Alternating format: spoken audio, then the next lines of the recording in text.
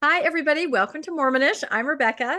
And I'm Landon. And we have a favorite returning guest. I always want to just call you by your first name, like Oprah. We have Ganesh with us, but it's Ganesh Cherian. How are you today, That's right. Ganesh? We've got the world's handsomest man, Ganesh Cherian. Like that. You're way too kind, and I will take it anytime I get it. And then the accent is just, the cherry on top. Are you kidding? That's right. The fan mail Many rolls years in. that I've wanted to be sexy and handsome, and so these are things that my international prowess hopefully gives me now. Appearing on Mormonish is really going to catapult you to the upper echelon of, yes, handsome scholars throughout the world. I'm pretty sure. That's right.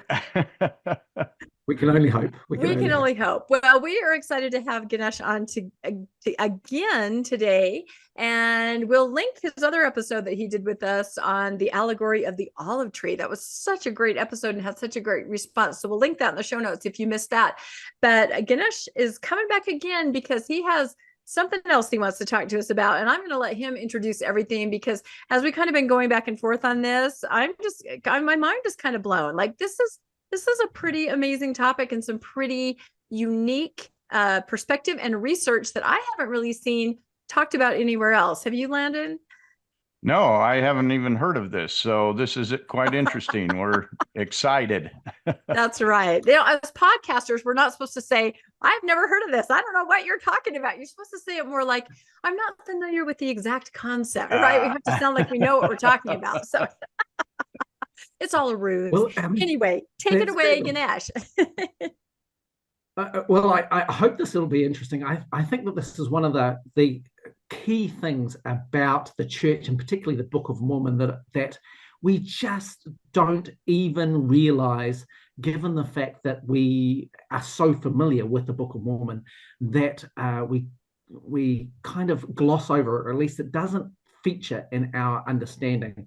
And so I'm going to talk about the replacement text of the Book of Mormon, which at the moment, if you're reading the Book of Mormon with the Come Follow Me program, this is where the Come Follow Me program is up to, which is the end of Jacob, Jerem, Omni, and Words of Mormon, where the replacement text, the text that was used to take care of the lost manuscript, then dovetails into the first book of Mosiah. So that last 116 pages from that Martin Harris lost, this is the text that replaced that. Correct. Okay. And so this has a huge implication to the Book of Mormon, and what we're going to talk about today is really what that means, and it's huge. I believe that without the replacement text, there would be no Church of Jesus Christ of Latter-day Saints.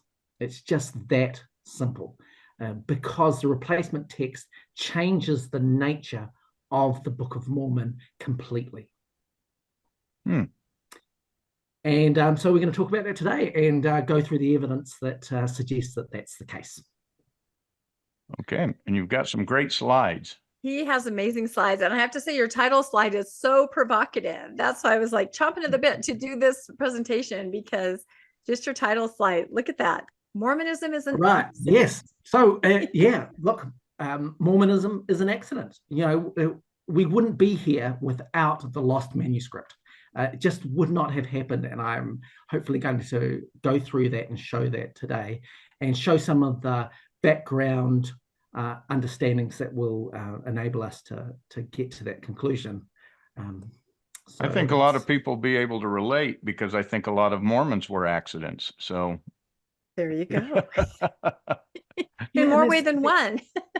There's so much to that, which I think is important. And let me see, why are we not getting the next slide on our... Oh, here we go. Oh, let's go back. Okay, let's start. And here we go with some of the discussion, this is what I'm going to kind of cover. So I'm going to give you a bit of an outline to begin with so that we can know where we're going, and then also what is going to happen. Of course, we're going to talk about the official story. What is it that has that we know about the lost pages that Martin lost, and then we're going to talk about a number of bits of research. Brent Metcalf, particularly, his stuff was groundbreaking in 1993 when he discussed the Mosiah priority, which is the idea that the Book of Mormon was started again, the Dictation in 1829, with Mosiah, and then ran through to the end of the Book of Mormon, and then started again on the beginning text, so 1st and 2nd Nephi. I want to talk about Dan Vogel's work with Joseph Smith Making a Prophet, which was 2005. The Lost 116 Pages, which is Don Bradley's book from 2019, and Visions in the Seer Stone, which I think is groundbreaking work by William Davis in 2020. And he just did a podcast with Mormonism with the Murph, which I think is brilliant and worth watching if you haven't already come across his stuff. And then I want to talk a little bit about the Book of Mormon in that kind of context of being a performance, and also who the audience is. And we're going to talk about the way that the Book of Mormon production went forward, the way that the replacement text gives improvements to the Book of Mormon, and we're going to talk a little about the dictation sequence and how this changed everything with regard to the Book of Mormon. So yeah, there should be a very complete kind of picture of things. That's right. I would say, buckle up, everybody. It is going to be quite a ride from that outline. All right. So the official story. You've probably all heard this before, but there's probably a few people who are watching this who don't know about the replacement text. Landon, do you want to kind of go through that? You probably know this as well. Maybe could even talk to it. Yeah, absolutely. This is the official story. Martin Harris, Scribes for Joseph in Harmony, Pennsylvania, April to June of 1828. Martin takes the manuscript pages home to Palmyra to convince his skeptical wife. When Joseph comes to retrieve them a few weeks after, they are lost or stolen. The angel takes ability to translate away from Joseph and condemns the prophet. Translation begins again in April 1829 with Oliver Cowdery, and God provides alternative beginning by inspiring Nephi in 600 BC. Enemies seeking to discredit Joseph with altered text are thwarted, and it's a great miracle. This is we've been told this again and again that the Book of Mormon is a miracle, but this idea that this beginning part of the Book of Mormon has been provided especially to thwart the evil designs of men who are going to make Joseph and the work of God look bad. And we kind of know this because we have a number of places in the Book of Mormon, particularly in this replacement text, but certainly with the Words of Mormon, which is that little book, one chapter between the replacement text and the Book of Mosiah, that kind of give you an idea of what it is that Mormon understood these spiritual parts of the beginning to do. And he says that effectively he abridged the writings of Nephi down to King Benjamin, and he found these small plates that contain these beautiful, pleasing understandings of Christ, and he decided that he should insert this information into the text so that people could have them, because they were just so good. And he's doing this for a wise purpose, he tells us, because the Spirit whispered to him that this was something that needed to happen. Now, I'm just want to check with you guys. I've got the videos of our faces over top of the right-hand side of the screen. Can you read that? Yep. Yeah, it doesn't look like that to me. I can see. Oh, okay, that's good. Okay. So effectively, we have thought, or at least this was the narrative, that Joseph translated the first part of the Book of Mormon, and then when it was lost by Martin Harris, that he began again at the beginning with these replacement texts, because this is what Mormon says in Words of Mormon. And so effectively, the church and most of the members have believed, and of course the Book of Mormon that we have currently starts with First Nephi, so that's where we believe that the replacement text comes in, and then it just dovetails into Mosiah, and we go right through from First Nephi through to Mosiah, then through to Mormon and Ether and Moroni, and that's the end of the Book of Mormon, and that's just how it is. So that's what we have been told and what most people believe, and also just how you read the Book of Mormon, so you just kind of see it that way. But Brent Metcalf in 1993 got together a number of people, and they did a book called The New Approaches to the Book of Mormon. And in this, they talked about a number of issues with the Book of Mormon dictation sequence. And one of the things that Brent Metcalf showed was that the Book of Mormon, or the way that Joseph had written it or dictated it, actually started from from Mosiah, and then went through to the end of the Book of Mormon, and then started again at First and Second Nephi. And one of the ways he showed this was by showing that there were certain words that started to become more prevalent as the dictation sequence went on. And this is a graph of two words, wherefore and therefore, and their occurrence in different parts of the Book of Mormon. And so you can kind of see from this graph that Mosiah, blue is wherefore, and red is therefore, and they're fairly interchangeable words. But Brent Metcalf showed that at the beginning of Mosiah, therefore was used, and that kind of got lower and lower and lower, and wherefore started to be used in Mormon and became bigger and bigger and bigger. So this showed that you could tell the dictation sequence because Joseph was using certain words in the translation of the Book of Mormon.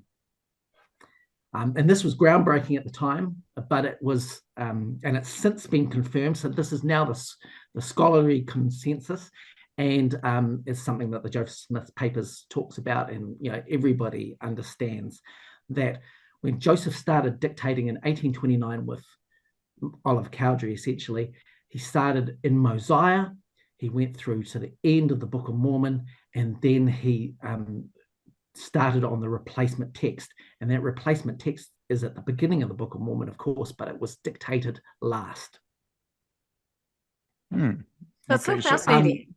Yeah, I feel like a lot of people, just regular people, right? Not scholars, don't really realize that, because like you said, you've always read it laid out the way that it is. And so in your mind, the story flows like that. And you never think about there might be a difference in how it was dictated.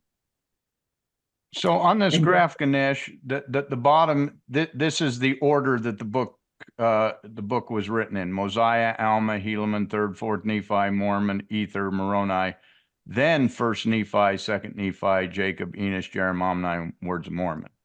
Is that correct? And then these numbers here, that's the number of times he used the word wherefore, and we see that he didn't use it at all up until the Words of Mormon, and then it's being used all the time, and vice versa. It started out with therefore. He was using therefore more often in Mosiah through Mormon, and then it seems to have disappeared. Correct. And these are occurrences, right? So the occurrence between how many times wherefore is used as opposed to therefore, because they're interchangeable words. You could use one or the other. Wherefore this happened, therefore that happened. So they're like similes, but because Joseph's language is changing in the dictation sequence, and he's favoring one word over the other, you can see that this occurrence is getting bigger on one side. And this tells us a number of things.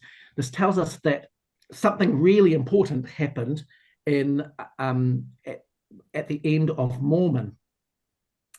And we know that something really important happened to Joseph and Oliver and Emma, because they moved from Harmony, Pennsylvania to Fayette, New York, to the Whitmer farm on the 1st of June.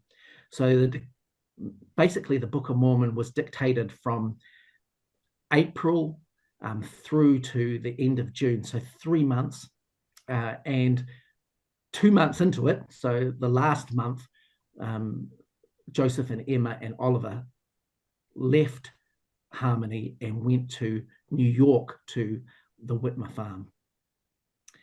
So something's happening there, and Joseph's language is changing, and it's probably changing because of the people he's around, because he's a bit of a sponge. He just kind of soaks up how other people are speaking, and this is affecting the text of the Book of Mormon.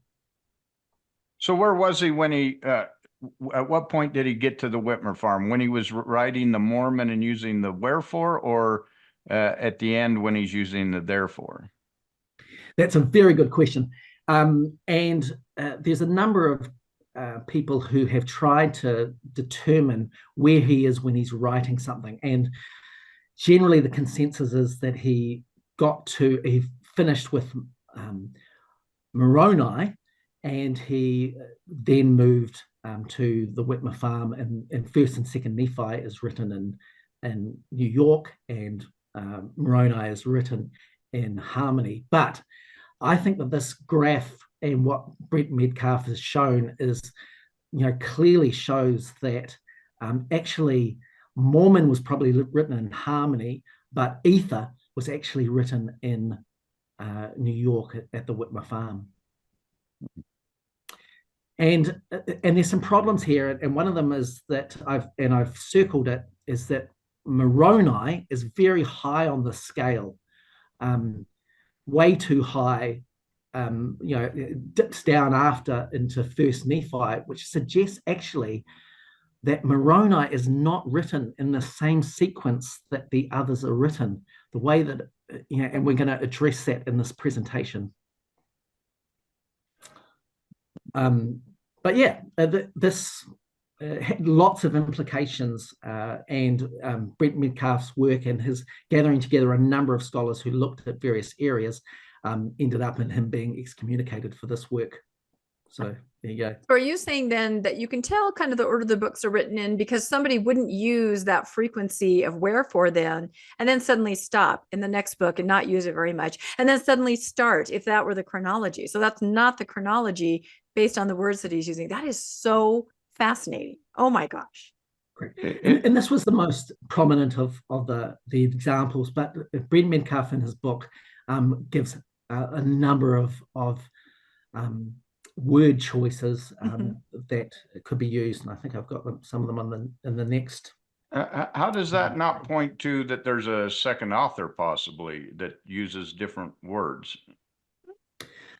Yeah, that's a good question. Let me see if I can show that as we go along. Okay. That might there. But if you look at this graph I've kind of just done, Brent Metcalf and the others that wrote in that book talked about a number of things. One was about the text, right? What could we tell from the text and how it was changing? And other people in that same book talked about the theology. And so I'm going to talk about two areas where I think this is really important. Just down on this graph, you'll see that there I've got down the bottom, I've got the wherefore, therefore kind of scenarios. But Brent Metcalf also talked about whosoever and whoso. There's also kind of similes that change over the dictation sequence, and also in so much and in as much. They're also interchangeable, and but the one that I've shown the graph is the therefore wherefore scenario. So Brent Metcalf was able to show this really prominently, in a really conclusive way. One other area that I think is really key and something that I've loved to explore is the idea of second person narrative. And this is so a first person narrative is obviously when you talk about yourself, I, Ganesh. A third person narrative is when you talk about the story. So a man went to the store and he did all kinds of things. You're talking about somebody in the third person. A second person narrative is where the author addresses the audience. So where I might say, and I could say in this presentation that we're doing, right, I could address the listener, the person who is watching this, and say, look, if you look at the Book of Mormon, you will see that there are a number of times towards the end of this dictation sequence that particularly Moroni addresses the audience and says, when I meet you at the pleasing bar of God, then you're going to know that everything that I told you was correct. And this narrative, this literary device is only used at the end of the dictation sequence and also into Nephi. It's not used earlier on in the sequence. It's not mentioned in Mosiah or Alma. It's only mentioned, towards Moroni, and it's only mentioned in Nephi, which tells you that, and this happens with a number of things, and I've identified a few of them on this chart. And if you're only listening, you'll have to go and have a look at the presentation. But what this tells you is that as Joseph is learning new skills, learning new literary devices, he then incorporates those devices into what he's saying, and then that carries forward in the dictation sequence. So he's getting better, is the answer to that question. Like, he's learning, and once he learns something new, he then incorporates that into the next iterations of his storytelling. Does that make sense? Oh, I'm muted because I sneezed. I've never sneezed on the podcast before, but I did. So you saw it here. I was going to say, when you learn a new vocabulary word, you're like, this is awesome. I'm going to start using this all the time. And then you do. It's just a new way of speaking. So I can see that. This is a very interesting graph. I like this. And yeah, that's just human nature, right? We learn, and then once we learn, we apply, and we get better at it. And once we apply it, of course, we learn from the application and we improve it. So it just gets better and better. And that's why the replacement text is so good for the Book of Mormon, because it actually places the best bits of the Book of Mormon at the beginning, or at least the most compelling bits. Does that make sense? Yeah. So we kind of saved the best for last, although the last shall be first in this case, because he's had all this time to work it out. Pages are lost. He's worked that out. Then he's worked the rest of it out. And now he's back to the grand finale, which is the beginning, which is kind of the hook, right? Because I think everybody is more familiar probably with First and Second Nephi than anything else. Don't you think? A lot of people never get past that. But I think a lot of people know those stories very well, more than some of the rest. That's right. That's right.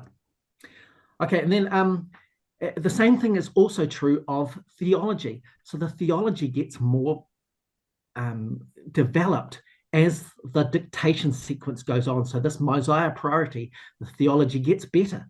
For instance, baptism. We all know the story of the waters of Mormon, where Alma takes these people and baptizes them, and it's a very lovely scene, and they're all rejoicing in Jesus. That's fabulous, except it's not very descriptive of what a baptism means in terms of your covenants with God. But by Second Nephi chapter 31, of course, we understand about feasting upon the words of Christ and learning, and Christ being the type of baptism, and we following Christ by being baptized. So that the understanding of what baptism means and how it affects our covenants is much more developed in Second Nephi than it is in Mosiah. And the same is also true of a church. So, again, Mosiah, a very simple understanding of a church, a gathering of people who want to do the right thing, and they've got some mechanism of, connection around following Christ. But by Nephi, we understand that there's the church of the devil and the church of God, and following God is really important. And of course, in Moroni, we have really prescriptive ordinances. We've got sacrament, we've got baptism, we've got the laying on of hands for the gift of the Holy Ghost, we've got recording people's names and making sure that we feed them.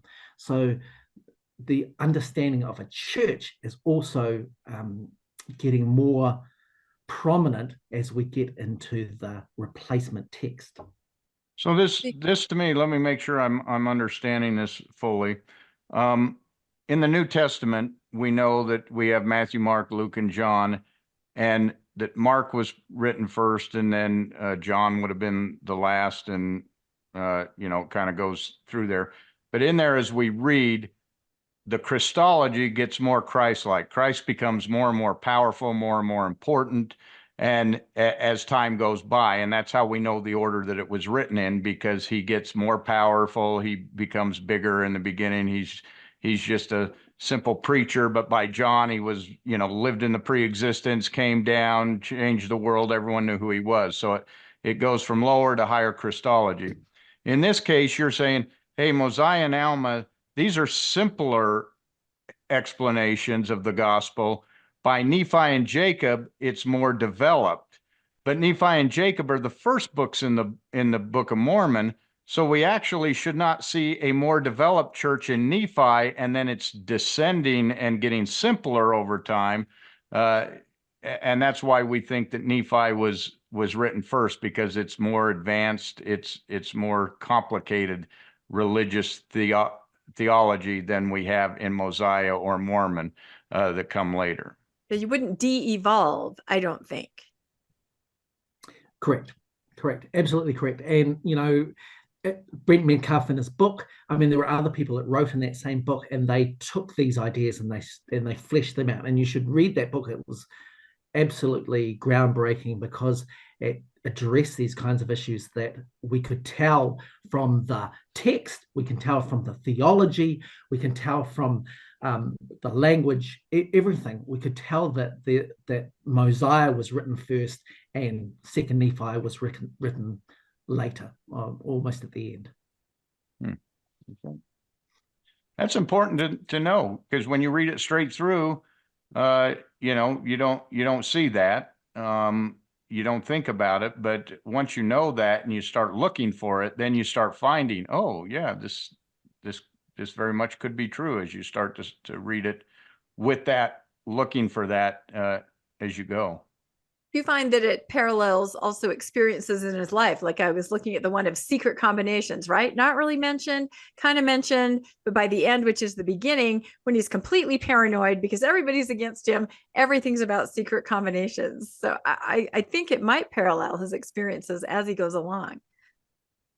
That's a very good one, and we're going to talk about that one actually. So that's fabulous. This is Simon Sutherland did this for me. He took a number of the things that I had shown, just different words, different ideas that we see at the end of the Book of Mormon and at the beginning of the Book of Mormon. And when you lay them out in the dictation sequence, you see that they all kind of, grow together. But, when you do it in terms of ordering the books of the the Book of Mormon, you see that there's a bit of a disconnect, that some things appear at the beginning and some things appear at the end.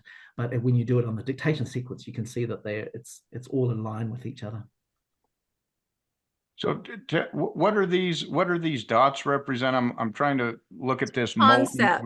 If you look at the bottom, they're kind of concepts and phrases that are used, and it's very suspect. Why would they be used first and second Nephi so heavily, and then suddenly nothing? They're never mentioned again, book after book, and then suddenly brought back at the end. But if you look at the second graph, the actual order of dictation, he's working it out. He's not mentioning that kind of stuff. He kind of hits his stride.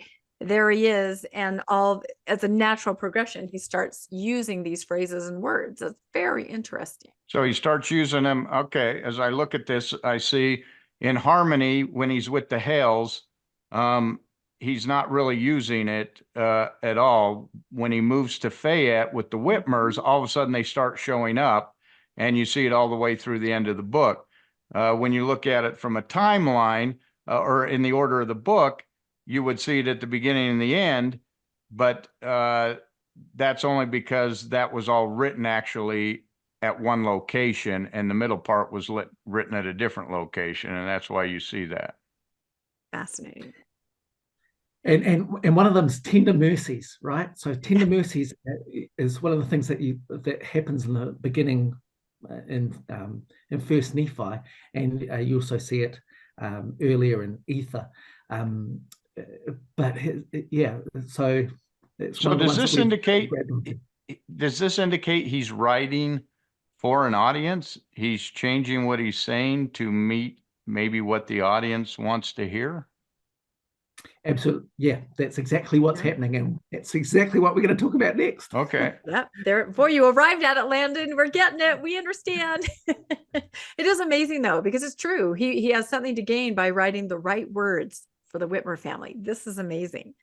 Who let's remember the Whitmer family is like one of the three witnesses, and half of the 8 witnesses. I mean, they are big in selling the Book of Mormon. Yep. So. Dan Vogel utilized Brent Metcalf's work and showed this, because when he wrote his book Making of a Prophet in 2005, he went through the Book of Mormon and talked about how Joseph was developing as he was writing the Book of Mormon, and the idea that he put in place into the Book of Mormon certain things to talk to the people that were around him, particularly his scribes. And he uses a couple of examples which I think are lovely, and I've detailed here. One is for Emma Smith. So when Martin went back to his home in Palmyra, Joseph and Emma Emma was heavily pregnant, and she delivered just days after Martin left. They kind of got to a point where they had to stop because Joseph and Emma were going to have a child, and so Martin Harris took the manuscript pages back to Palmyra with him, and Joseph and Emma had a child. Except that child only lived a few hours and died, and they named him Alvin after Joseph's older brother who died. And we, in the subsequent text of the Book of Mormon, so in Mosiah chapter 3, it has a passage there that talks about infants being blessed and being saved in Christ. Because remember, Alvin wasn't baptized, and that was one of the big conflicts in the Smith home, was whether Alvin was saved because he hadn't been baptized. And Joseph and Emma's child also wasn't baptized. And so the text of Mosiah chapter 3 gives comfort that infant children are saved in Christ.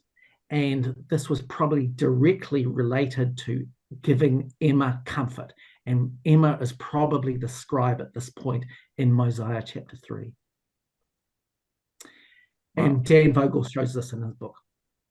And the only problem is that we don't have the original manuscript for this particular part of the Book of Mormon, so we can't see who was actually the scribe, but it's likely to have been Emma. And Dan Vogel also shows in that Martin Harris came to visit in March of 1829 because, remember, he had taken the manuscript home to convince his wife Lucy. Lucy did not like Joseph whatsoever, thought it was a big scam. She actually took Joseph to court in early 1829, and Martin defended him, and he didn't get convicted. Joseph didn't get convicted. But Martin really, this was a big deal. It meant that Martin couldn't really be the scribe anymore, right? His wife had taken Joseph to court, so Joseph couldn't really use Martin anymore. But Martin really, he defended Joseph, and he wanted proof that Joseph was actually doing this. And so he came to Harmony to visit Joseph, and Joseph, had him scribed for a little bit. And Dan Vogel shows that probably Mosiah chapter 4 was scribed by Martin, because there are a number of passages in that chapter which describe things that Joseph wanted Martin to do, including making sure that Joseph and Emma were destitute. They were very poor. The Hales family, even though they were living with them, wouldn't support this project with the Book of Mormon, so they didn't have very much. And so one of the things that Mosiah chapter 4 says is, share. It's a big chapter on the idea that you should look after the poor and the needy. And so that was probably immediately directed to Martin. And also the other thing in verse 28, it talks about the idea that if somebody borrows something from you, that you should give it back, and that you'll be under condemnation if you don't. And the idea that Martin had taken these pages, these manuscript pages. Remember, Joseph doesn't know what's happened to them. Have they been lost? Have they been stolen? He has no idea, and he can't tell. Or is Martin playing a trick on him, just holding them back to see whether he'll produce the text? Joseph just doesn't have any idea what's happening. Is Lucy Harris testing him to see whether this is right? And so Joseph is trying to put pressure on Martin to return the lost manuscript, and this ends up in the Book of Mormon in Mosiah chapter 4, verse 28. So depending on who's scribing, you really can track the different things that are important for him to say. When he is scribing, when Emma is the scribe, he's trying to comfort her because their child has died, and assuring her that the sins will be forgiven. When Martin is scribing, he's trying to, I'm channeling a message. God says, oh yes, it's important to return things, Martin. I mean, it's wow. It's so clear when you set it out like this, that he really is tailoring what he writes to the person that is scribing for him. He's trying to get a message across. Now, very passive aggressively. In the Martin Harris one, is Martin the scribe at this time? Still, so we know that Martin went to see Joseph in March of 1829. We, again, because we don't have this particular section in the original manuscript, we can't tell who was the scribe. Oliver doesn't come till April. Okay. So he's using various scribes at this point. Yeah. So there are a number of scribes. One is in the lost manuscript in 1828, we know that Reuben Hale, Emma's brother, was a scribe. We know that Samuel Smith was a scribe. We know that Emma was a scribe, and we know that Martin was the main scribe. We also know a little bit later that Samuel Smith scribed again. Emma Smith scribed some. Martin, might have done just this one chapter or two chapters in Mosiah. But of course, then Oliver Cowdery comes at the beginning of April, and he becomes the main scribe. I like this because it also happens in the D&C. I mean, it kind of takes some nerve to do this, right? To say, build me a house, the Lord says, and it should be big and have lots of rooms. I'm getting a message for you about me and how you should help me. It's really interesting when you see it from that perspective. And that seems to be kind of a uniquely Joseph thing. You see that he talks to people channeling God, channeling and God. nowhere else after Joseph Smith do we see people called out specifically by name, and saying, thou shalt do this for the Lord's servant. It's only with Joseph that it's almost like Joseph is using it to get what he wants, or to tell people what he needs to have done. Oh, absolutely. And he gives favor to people. He calls people out, the Lord loves you. He sees you. You're important. The other place I see this done is Sidney Rigdon, when he went on later to issue his own scripture later, when he started his own church and he's living in, I think it was New York, and sending letters, he would do the same thing, which maybe he got the idea from Joseph, but he would definitely bestow favor on people. He would ask for things. You've got to prepare a house for me, to his followers. So it's definitely a tactic, I think, and it's very effective to a certain audience. And you're getting this straight from the Lord, right? And you're feeling like this is coming from the Lord. Effectively, they're patriarchal blessings, right? You go and you hear the voice of the Lord, and this now directs you in how you should act. And it's a faithful experience and an incredibly motivating experience. And you want to fulfill the edict which has been put right in front of you. Yeah. Wow. Interesting. Very interesting. It will take a slight side bend for a second to talk about these lost pages.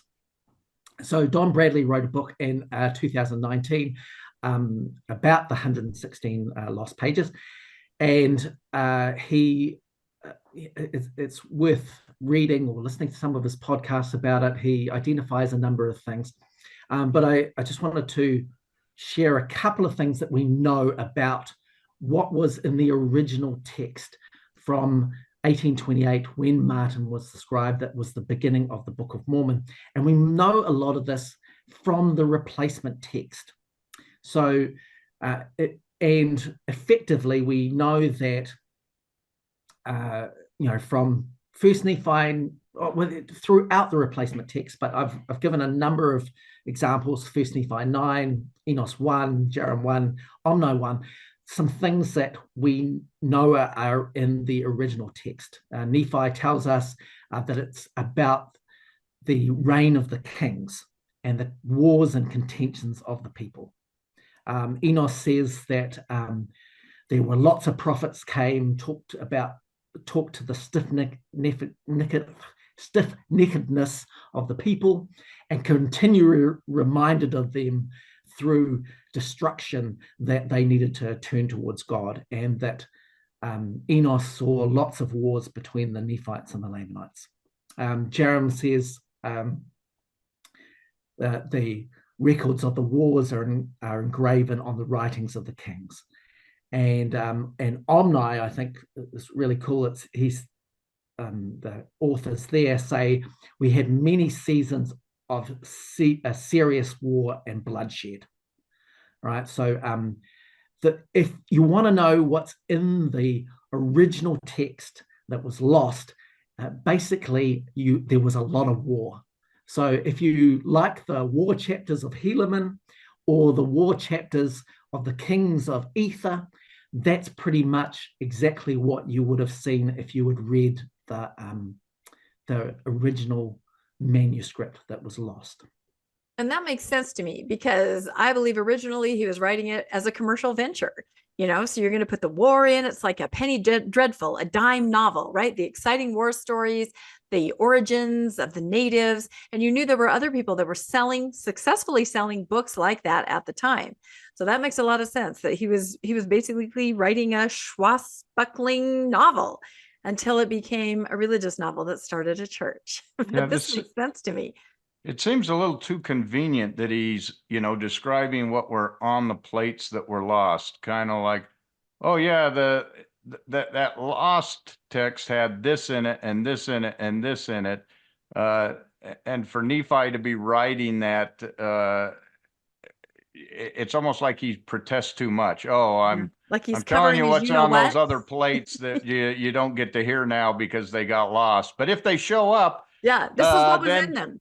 then you'll see what was in them, and this kind of agrees. But I can't reproduce them, so I'm going to kind of tell you what's in them. So if they show up, you can see that that's what was in them. Right, in the broad strokes. And we've talked about that before. He could not recreate them, but he could remember the broad strokes. There were some wars, there were some kings, there were some people.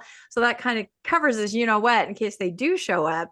But he's not called on the carpet because he couldn't get specifically what was in there. So, but wouldn't that be kind of a problem for the Book of Mormon? Because wasn't the last 116 pages supposed to start with like the Book of Lehi, and is the same thing? So how do they have all these wars and contentions when there's only a family of 30 people coming? Again, they grow too fast, too quickly to have actually happened. Yeah, you're right. Had that been there, it might have been a smoking gun. Yeah, from the beginning, or people said, "There's no way. Why is this starting like this? There's no way." How interesting. Yeah, and Joseph does not know where the lost manuscript is. He doesn't know if it's been stolen. He doesn't know if it's been destroyed. Even though he's got a seer stone that's supposed to show him lost objects, he has no idea. And so he has to account for the idea that the book of, or that this lost manuscript will turn up. And if it turns up, it could discredit him. So he has to be really vague about the details, but he has to also reference the overall storyline so that it marries up. And that's why I think that the replacement text is a really good tell that it's Joseph, trying to figure out how this is all going to work. And of course, this idea of a replacement text, we're going to see as we go along. He doesn't know how to solve this problem, but he once he gets an idea, he starts to learn a little bit from it.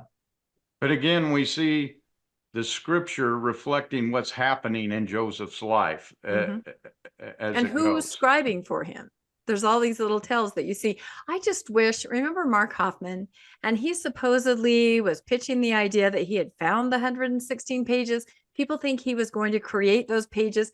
Can you imagine if that were in our world right now, if he hadn't been found out and we were living by those imaginary 116 pages? I just wonder what he would have written. He was pretty good at coming up with things that were close to being accurate. Would be fun. I think if he was smart enough, it would be a lot like the beginning of Ether, with the kings kind of fighting off each other and people going back and forth. Yeah, we'd be studying it in Come Follow Me right now. And speaking to your point, Rebecca, about the idea of it being a kind of, the Book of Mormon being a Christian adventure story, right? It's Joseph imagining, what it was like in ancient America, and it's really a how the leopard got its spots kind of a scenario. You think about the ways that the Book of Mormon answers some really interesting questions about early America. Why are the Indians dirty and savage? And, how did these, people from the old world Israelites become brown? Now we know DNA, but of course back then they're seeing this as a skin curse. Why is it that the Europeans get to inherit this land? What have they done that's important? Why are there these religious conflicts between different parties? Why are some people wealthy? Calamities. What happens when we die? I think that, and also what you mentioned before, Rebecca, are Freemasons, these secret societies, are they going to cause the downfall of America? And that was a really big deal in 1829, because this was after William Morgan had been killed as he tried to expose the Freemasons. And so people were worried about these kinds of things. And these are the things that the Book of Mormon were, answering. I mean, and they're silly now when we look, 200 years in the future, of course, because, obviously Freemasonry didn't, overseat the US government, but that was a really big threat at the time. And of course, we know that skin color is due to melanin production, which is due to DNA, not about whether God thinks you're righteous or not. But, in Joseph's day, these explain things so well for people, and that's what captured people's imagination. But also he was trying to explain what was happening to him and his family. Like we talked about before, Alvin had died and he wasn't baptized. What does that mean for people who weren't baptized? Because this had split his family in half. His father wouldn't go to church because the minister said Alvin wasn't baptized, but Lucy and the older kids, they all joined the Presbyterians because the Presbyterian minister said, look, the reason why Alvin's gone to hell is because he wasn't baptized. You better get baptized and get the children baptized so that they'll be safe. And, what mother doesn't want her children to be safe? But this had split the family. Joseph had sided with his dad. The other brothers, a brother and sister, had gone with Lucy to the Presbyterians. These were massive deals in the Smith home, and he wanted to reduce that conflict because this was affecting his life. It was affecting his family. That's interesting because, you look at that, baptisms for the dead come out. Now, where'd that idea come from? Perhaps that's from a boy who has lost his brother and is afraid his brother went to hell. And how does he get his brother out of hell? Well, we baptize him for the dead and then he can get out of hell. That concept very well could have come from something like that. Well, actually, there's a good story about that because Joseph had already saved Alvin. He saved Alvin through the Book of Mormon. The Book of Mormon tells us that the innocent, including those who didn't know the gospel, and little children are saved. So Joseph already solved that problem for his family in the Book of Mormon.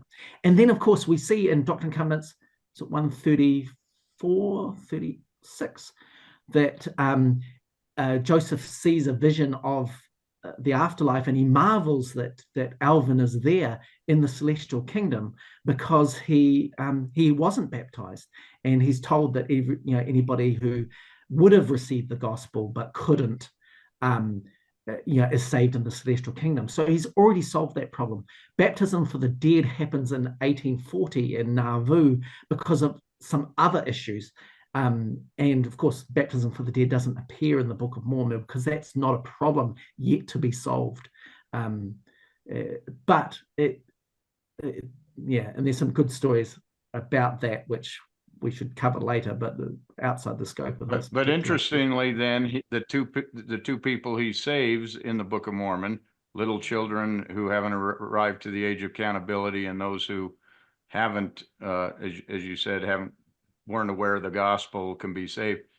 He's saving the very people in his life, his baby that died and his brother that died. You're seeing a solution to that problem show up in the Book of Mormon.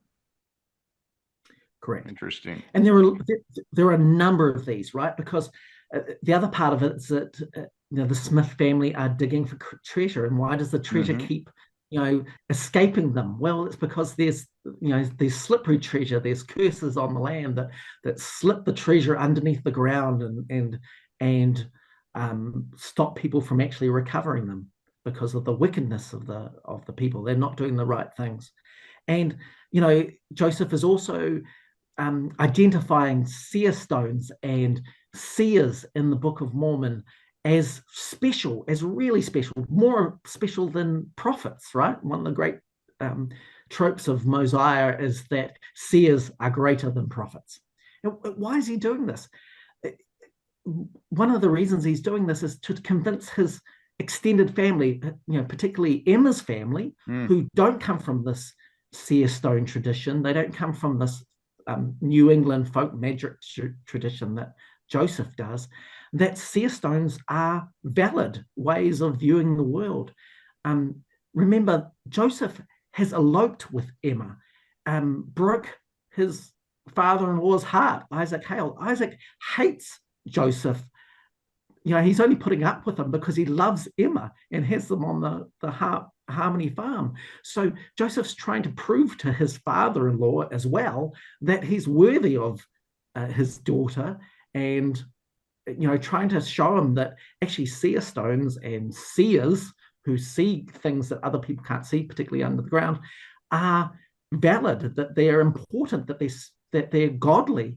And so the Book of Mormon addresses those kinds of issues for Joseph, for his audience, which is Emma, his wife, and Emma's wife's family, who are not supportive of this project and the Book of Mormon.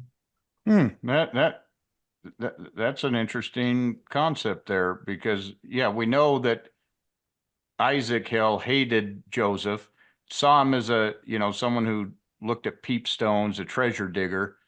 But through this Book of Mormon translation, he now elevates himself. No, I'm not a treasure digger. I'm a seer. And a seer is greater than a prophet even. So you're right. Yeah, he would very much elevate. He's trying to elevate himself in front of the family, and that treasure, that you're seeking treasure and all of that stuff, that's now in this book, and the very thing that he had been doing for his whole life up to that point, searching for treasure. Now he's trying to turn it into, oh, the treasure we're searching for is the treasures of God hidden in the earth. That's what I'm doing. I'm not a treasure digger. I'm a seer searching for treasure in the earth. He's elevating himself. That's interesting. From God. Think about that. God is saying that a seer is that important. And think about what we say now. We have prophets, seers, and revelators. That's their title. Seer is still there. It's on the same par as the prophet. They are prophets, seers, and revelators. And what does that even mean today, to be a seer? We don't talk about that very much, but that's the title. That's what they say: prophet, seer, and revelator. Interesting. Yeah, it's all there. And Joseph is trying to solve the problems of his day. He's trying to solve the problems of his family. He's trying to solve the problems of his marriage. And he's weaving this into the text of the Book of Mormon. And it's providing a story, and I think you're right, Rebecca. This is an adventure story. He wants to make money. He's poor.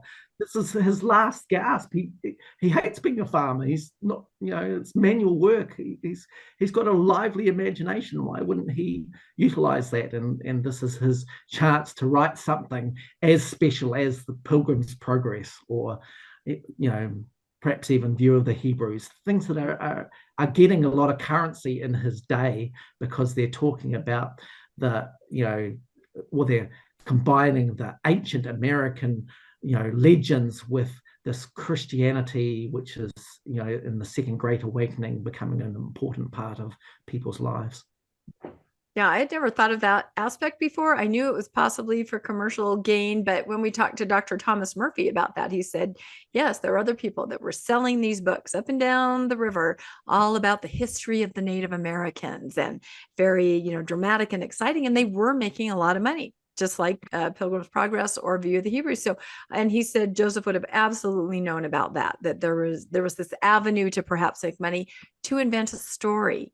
And of course, we hear, whether it's true or not, that he was an excellent storyteller, in his family, always telling stories. So it makes sense to me. Yeah, and look, Martin Harris is, he's an investor, right? He's putting up the cash. Actually, one little thing that Don Bradley suggests in his book is that Martin bought the pages. Joseph doesn't even have money for paper and ink. So Martin is furnishing the finance to buy paper, and he's bought over 200 pages of paper. So actually the original manuscript, which they worked on for 2 months, is probably likely to be more like 200 or 250 pages. The idea of it being 116 lost pages is actually because the replacement text is 116 pages. It's not that was what the original was. So we don't know that number. We don't know how many were lost, but we do know it was replaced with 116. Interesting. Correct. And then the small plates, right? So they should be smaller. Yeah. All right. It's so obvious. How did we not see this before? We obviously didn't read the right books. Well, gosh, there's so much to learn, right? There is. So the next book I want to talk about is Visions in a Seer Stone by William Davis. And Bill is a fabulous guy. And his work is groundbreaking. And like I said earlier, he just did a podcast with Mormonism with Murph. And I think it's well worthwhile having a listen to. But he describes a number of things. I can't go through everything he's got, but I think his stuff is just so brilliant. And it really shines a light on this idea of it being a performance, an oratory production. Joseph is got ideas and he is speaking them forth, but it's an oral production. And we're going to talk about how this might happen. So a couple of the things that William Davis talks about in his book is the idea of antebellum sermon culture. So if you can see the background of this slide, you can see it's actually from the Second Great Awakening, those revival meetings that Joseph would have been a part of, the idea that there was a tower built for the preachers to preach, and people would, camp for days with their tents out and just and listen to the preachers that were speaking. And of course, this is very reminiscent of Mosiah chapter 2, verse 6, where the people come to listen to King Benjamin. He's got a tower erected. They pitch their tents with the tent doors open so they can listen to him while they're in their tents. This idea of sermon culture, revival meetings, this is all embedded in the text of the Book of Mormon. And the other thing that I'm going to talk about from William Davis's stuff is laying down of heads. So the idea that when you're performing, particularly preaching, you would have an idea, an outline of what you were going to say. You would have these as heads, as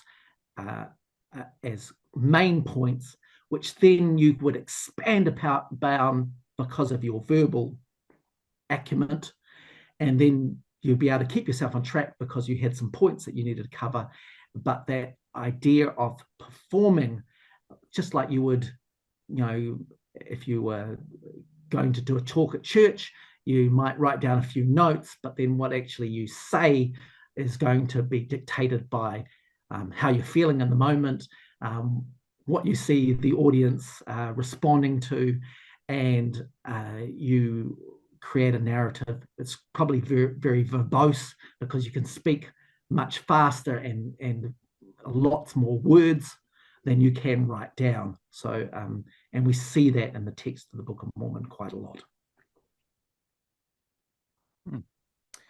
Also, with that laying down of heads, Davis also talks about the idea that this is actually specifically spelled out in Jacob chapter 1, verse 4, where Jacob says, if they were preaching and it was sacred, that I should engrave the heads of them upon these plates. So, that Jacob is actually saying this particular 19th century literary convention in the text of the Book of Mormon. So he's offering this as proof, and he goes to a great length to show that this is something that is a Greco-Roman thing that is totally anachronistic to the Book of Mormon, and so really shows that Joseph is using this. I love this. You always hear the apologist, Book of Mormon Central comes to mind with the greatness of the evidence. They're like, the evidence is in the text. They're not wrong. The evidence is in the text. That's why I think this is so great. You can know so much about the Book of Mormon from reading it. When you start to analyze the text of the Book of Mormon, you get so much from it. You don't necessarily even have to have a great, understanding of the world that Joseph is in, although that does help. But actually reading the text, and once you start to see these patterns, You see them everywhere because they are. This is how it's made up. The Book of Mormon is an oral performance, and William Davis really shows this very well. A couple of things about that I think are really important to know, and that is Joseph is dirt poor. The Smith family in Manchester are, almost destitute. And this is really important to know. They just don't have anything. They barely have clothes on their backs. That's how poor they are. But you've got to understand that both Lucy Mack and Joseph Smith Sr. came from quite well-to-do families in New England. They had lost their families gave them an inheritance, and they lost that inheritance. They moved to what was then the frontier in Palmyra and Manchester, on the backs of really trying to find their fortune again because they had lost it. But their family, who are still back in New England, are quite well to do. Joseph knows how to write. He knows how to read. He's very, generally quite well educated. And so is the family. Joseph Smith Sr. spent time as a school teacher. They're kind of like the upper middle class family who are now slumming it with the poor people. Does that make sense? Yeah, and I can understand not affording paper and ink, because I've gone to buy a box of paper and printer cartridges. It about bankrupts me too. So if you're very poor, I can see that. Yeah. So Joseph had to rely on, and lots of other poor people did, they relied on memory techniques. They learned how to recite things. They learned how to perform things, because that was the mechanism by which they could learn, and also they could retain their learning. So, and if but look, Joseph's, grandfather wrote a book. Joseph's mother went on to write a book too, but they came from good stock. They had plenty, and part of the Smith narrative was that the evil, conniving people had conspired against them, and that's why they were poor. And that's one of the things that the Book of Mormon seeks to validate. And you think of like the pride cycle and those kinds of things that or the idea of conspiracy that are in the Book of Mormon. The Smith family latched onto those things because it explained their poverty in the wake of their great beginnings. They should have been really wealthy, but they weren't. So they had to explain that somehow. It's either because they were terrible people, or somebody was doing something terrible to them, or these are the things. It's always easy to blame outside sources, and the pride cycle is exactly that, and it helps you understand it. I'm a really good person, but unfortunately, these evil people, they're the ones that have the filthy lucre, right? And we're all the heroes of our stories, right? Exactly. So when things are going wrong, how do we explain that? Well, it's a trial of our faith. People are jealous of us because we're so righteous. This is a natural human tendency. Exactly. And the church plays that out today. It's never the church did anything wrong. It's always, that didn't happen because you guys are doing something wrong. And that's the way he's addressing this, is we didn't really do anything that made us poor. Everyone else is doing things that made us poor. Interesting. Yeah. Okay, so let's look at some of his early performance, his early oral performance. Rebecca, can you read that first thing, please? Yeah, it says oral performance, and then in parentheses, poverty candles, paper, and ink, as we talked about. In the course of our evening conversations, Joseph would give us some of the most amusing recitals which could be imagined. He would describe the ancient inhabitants of this continent, their dress, their manner of traveling, the animals which they rode, the cities that were built by them, and the structure of their buildings, with every particular of their mode of warfare, the religious worship, as particularly as though he had spent his life with them. And this, of course, is Lucy Mack Smith, his own mother, describing how he used to entertain them. And there's a couple of things to know from that. I mean, we've probably all heard this before, and this is kind of a idea that that Joseph has, is thinking about these things or imagining them long before the Book of Mormon has come to fruition. There's a couple of other things to know about this, and why is it that they're doing this? Well, because in the evenings, when you can't be outside and it's dark, they have to entertain each other, and performance is a good way of doing that. Plus, too, they probably have read the Bible in the sense that they're reading it every single day.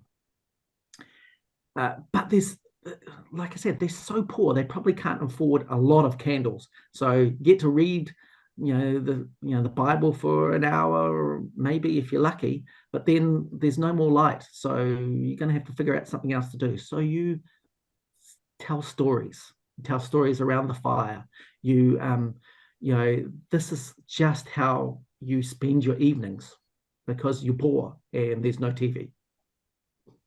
Which I can't remember which guest we had, Landon, or was it just a conversation when we were talking about the only entertainment was what you make. The only music was what you make. The only entertaining story or narration is what you or someone around you says. We can't relate to that at all because we can turn on a TV. We can listen to a radio. We've always had other voices entertaining us. But in this case, it had to be you or the people around you. So you were highly motivated to create this environment and this entertainment for yourself and for those around you. We can't imagine it, I'm sure, but that's kind of the circumstance. And the other thing that they're doing is they're treasure seeking, right? Because they're going out at night and they're digging holes and they're trying to find treasure, and they're using a seer stone, or Joseph's using a seer stone and a hat, they're not writing any of this down because they don't have pen and paper because it's expensive. But we do have an understanding of this. And maybe, Landon, can you read that next section, which is from Joseph Smith's trial in 1826? Yeah, he had a certain stone which he had occasionally looked at to determine where hidden treasures in the bowels of the earth were. He professed to tell in this manner where gold mines were a distant underground, and had looked for Mr. Stowell several times and informed him where he could find those treasures. Smith looked in hat while there, and when very dark, and told how the chest was situated.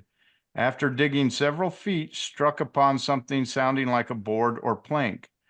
Prisoner would not look again, pretending that he was alarmed. The last time that he looked, on account of the circumstances relating to the trunk being buried, came all fresh to his mind, that the last time that he looked, he discovered distinctly the two Indians who buried the trunk, that a quarrel ensued between them, and that one of said Indians was killed by the other and thrown into the hole beside the trunk.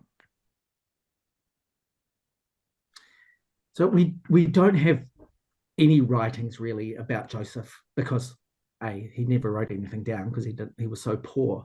But the few writings that we have related to his time before the Book of Mormon, things that other people said, Lucy said about him as a child later on, but this one actually is contemporary in 1826 with the court docket.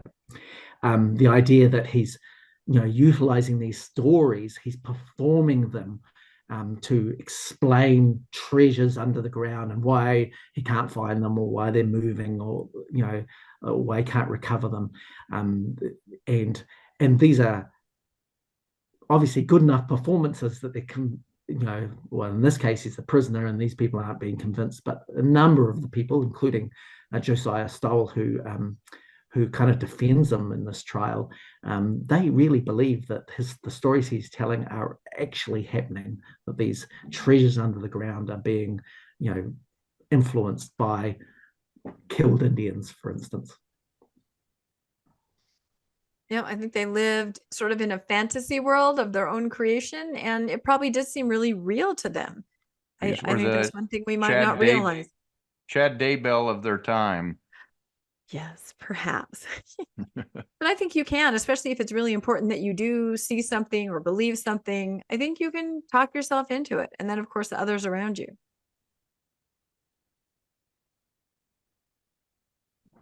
Absolutely, absolutely the case. Yeah, especially with that concept of the mind's eye, right? When they said I saw it, it can mean I physically saw it, or it can mean my mind's eye saw it as if through a mountain. So a lot of the accounts of people seeing things like the plates, it's your mind's eye, or as if you saw through a mountain, sort of a vision, but that seemed to be used interchangeably with physically seeing something. So that's very confusing, misleading.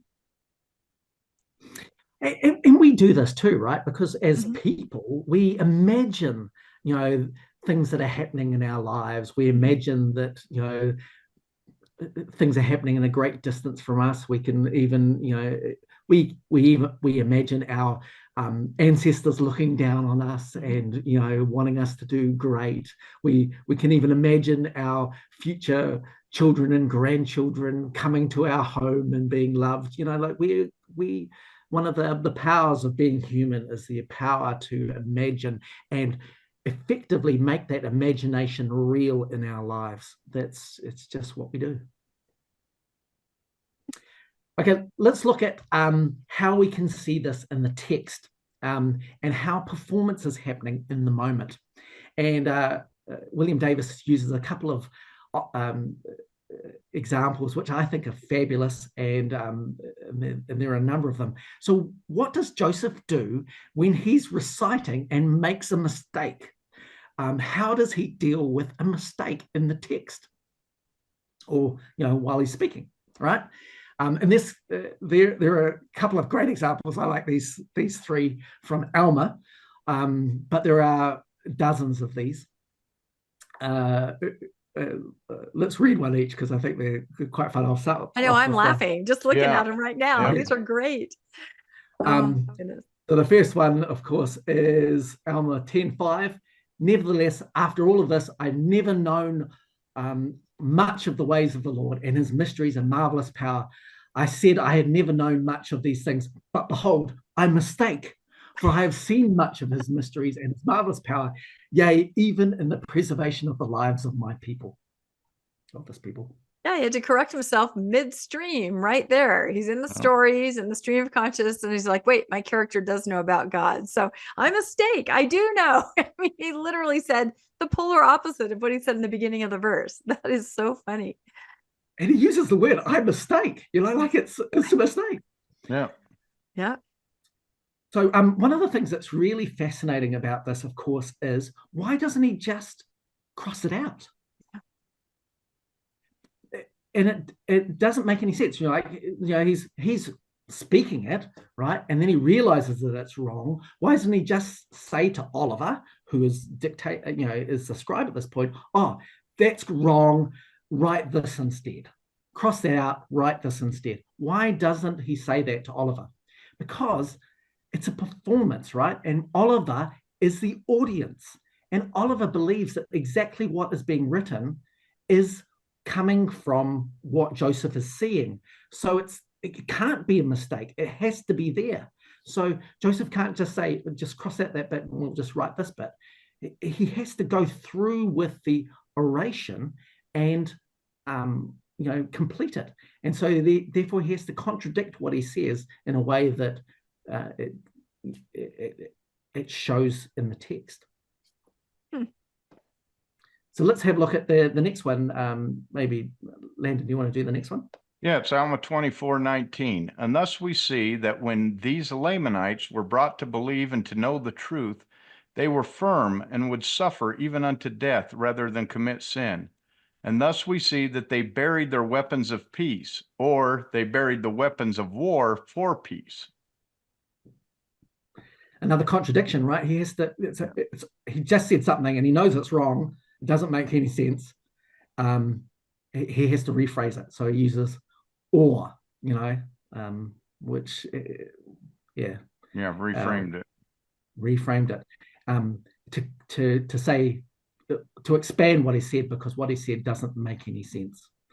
Buried their weapons of peace. No, he didn't bury their weapons of peace.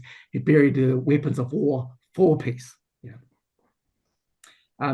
Rebecca, do you want to do that last one? Yeah, let me read the last one. Alma 42. Behold, I say unto you that there is no resurrection, or I would say, in other words, that this mortal does not put on immortality, this corruption does not put on incorruption until the coming of Christ.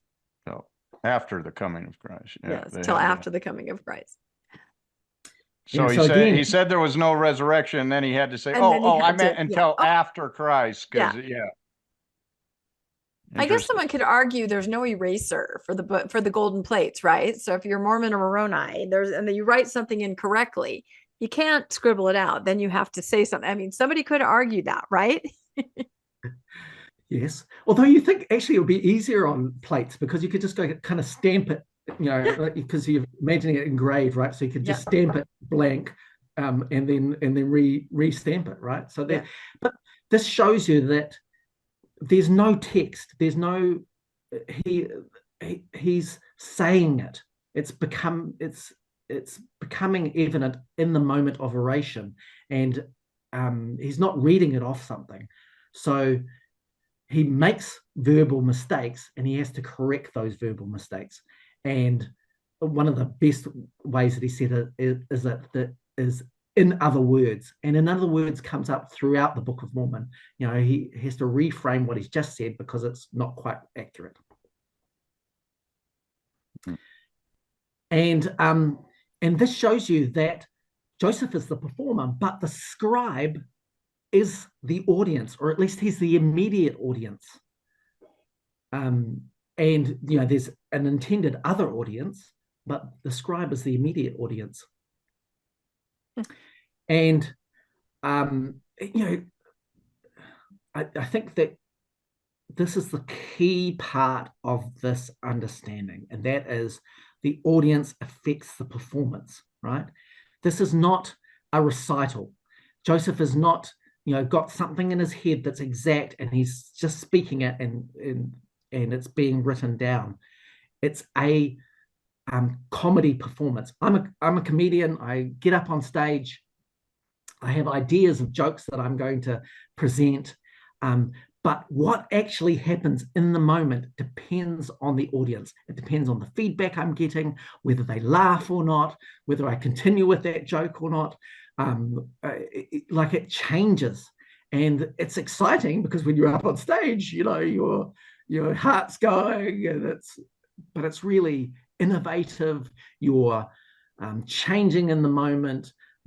The audience is reacting to what you're saying. You might give them more because they seem to enjoy it, or if they don't like it, you're going to switch your mode of thinking to something else. And I've got a number of things in the back of my head that I could pull out at any moment to continue the performance. So there's no dead space. So the key really is know your audience, and Joseph did, and that's reflected in the text that he creates. But his audience is also affecting the text, because their reaction to what he's saying is changing the words. Look, it's just like this presentation. We're going through these slides. I've got these things that I kind of want to get across, but actually what happens in the moment depends on you as the audience, and your reaction to what I'm saying. And then I also, in the back of my head, I'm thinking about the intended audience, because we've got people who are going to watch this production in the coming days and weeks, right? Yeah, no, that's very true. If you were on Mormonism Live right now and you were running through these amazing slides, say with RFM, it would be a different presentation. You'd be talking about old TV shows. You'd be talking about Shakespeare quotes. It would be different.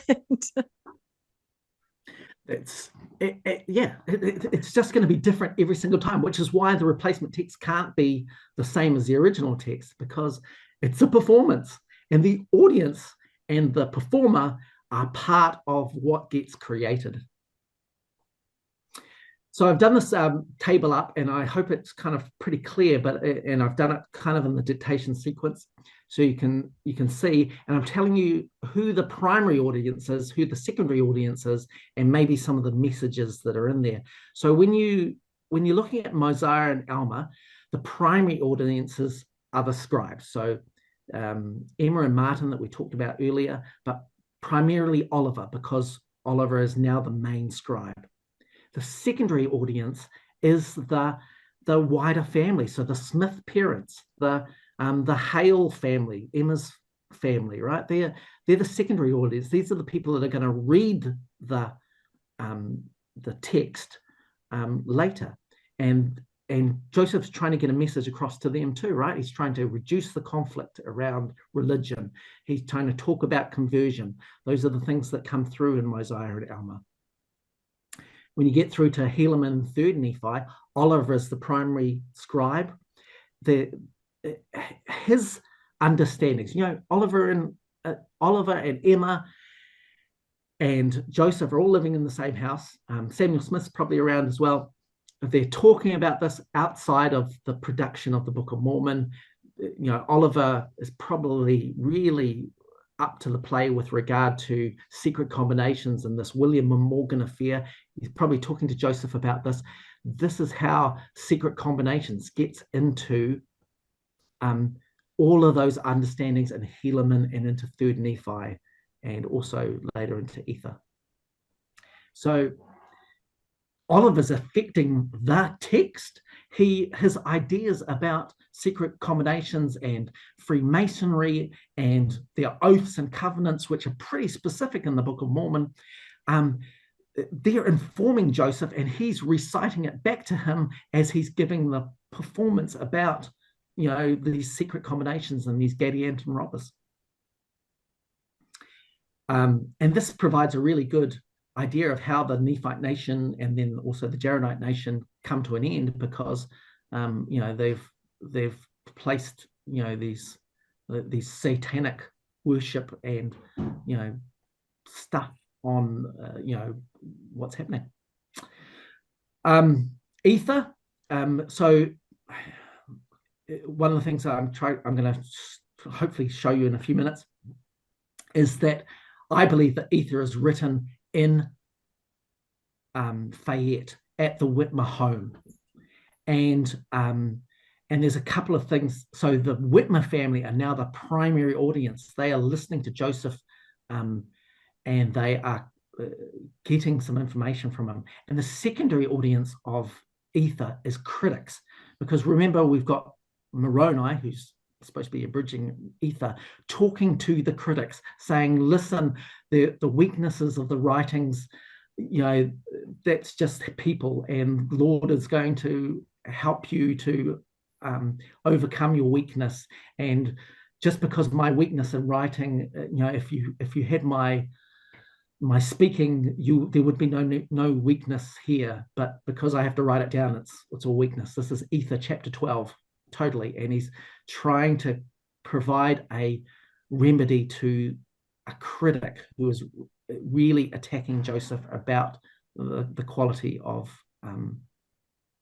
the Book of Mormon. Now, and I'm going to talk about who that critic is in a minute. Was Oliver the scribe at this point? Because it says Whitmer family. Is that just the primary audience, or are they scribing? I didn't remember the Whitmer family being a scribes. Okay, so in Ether, Oliver is definitely the scribe, because we have parts of the original manuscript and we can see that it's Oliver's handwriting. But in the replacement text in 1st and 2nd Nephi, we have a number of other scribes. We know that we've got John as a scribe, because we have his writing, and we have an unnamed scribe, which we believe is Christian Whitmer. So the Whitmer brothers, John and at least one other Whitmer brother, which we think is Christian, is a scribe in the replacement text. Oliver is still pretty much the main scribe, but these guys are certainly scribes. If the replacement text, I'm going to try and show that the Whitmer family, particularly the Whitmer brothers, are having an effect on the text. And there's a lot of the secondary audience for the replacement text is Protestant America, right? The idea that the Book of Mormon is on par with the Bible, that there is a church. And so I think that in the replacement text, the Book of Mormon changes from this Christian adventure story to the basis of a church. And that's because he's spending time with the Whitmer family, who are deeply religious, and this is what they need to hear, what they want to hear. And Joseph Smith is beholding to them for everything. So of course, you're going to give the people what they want. And John Whitmer, John Whitmer is one of the 8 witnesses. Christian Whitmer is one of the 8 witnesses. Oliver, one of the 3 witnesses. David Whitmer, one of the 3 witnesses. Jacob Whitmer and Peter Whitmer are the other 8 witnesses. So the primary audience becomes the primary witnesses as well about the book, which is interesting. Yep, and we're going to talk about that a little bit more too. I've highlighted Moroni on this because Moroni is different. Remember when we were talking about the wherefore, therefore of Brent Metcalf's work, Moroni is out of place.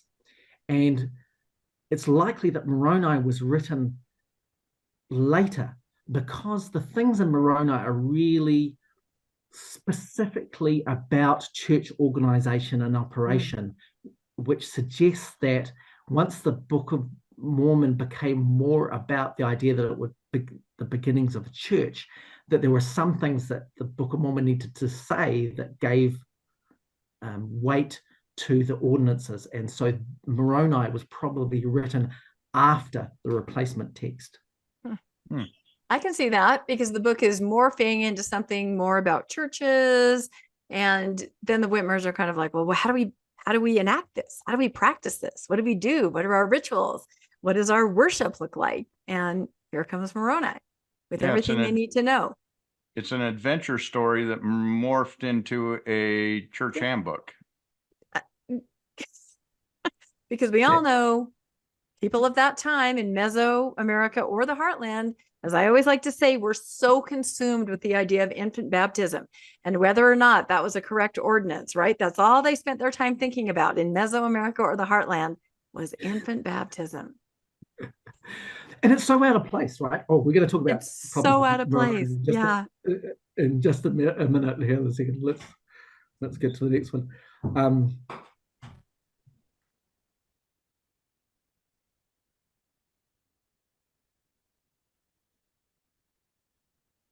Okay, let's have a look at this. Who are the critics? Now, this is probably what I think the most important document in the Joseph Smith Papers project. And that is a letter from Jesse Smith to Hiram Smith on the 17th of June, 1829.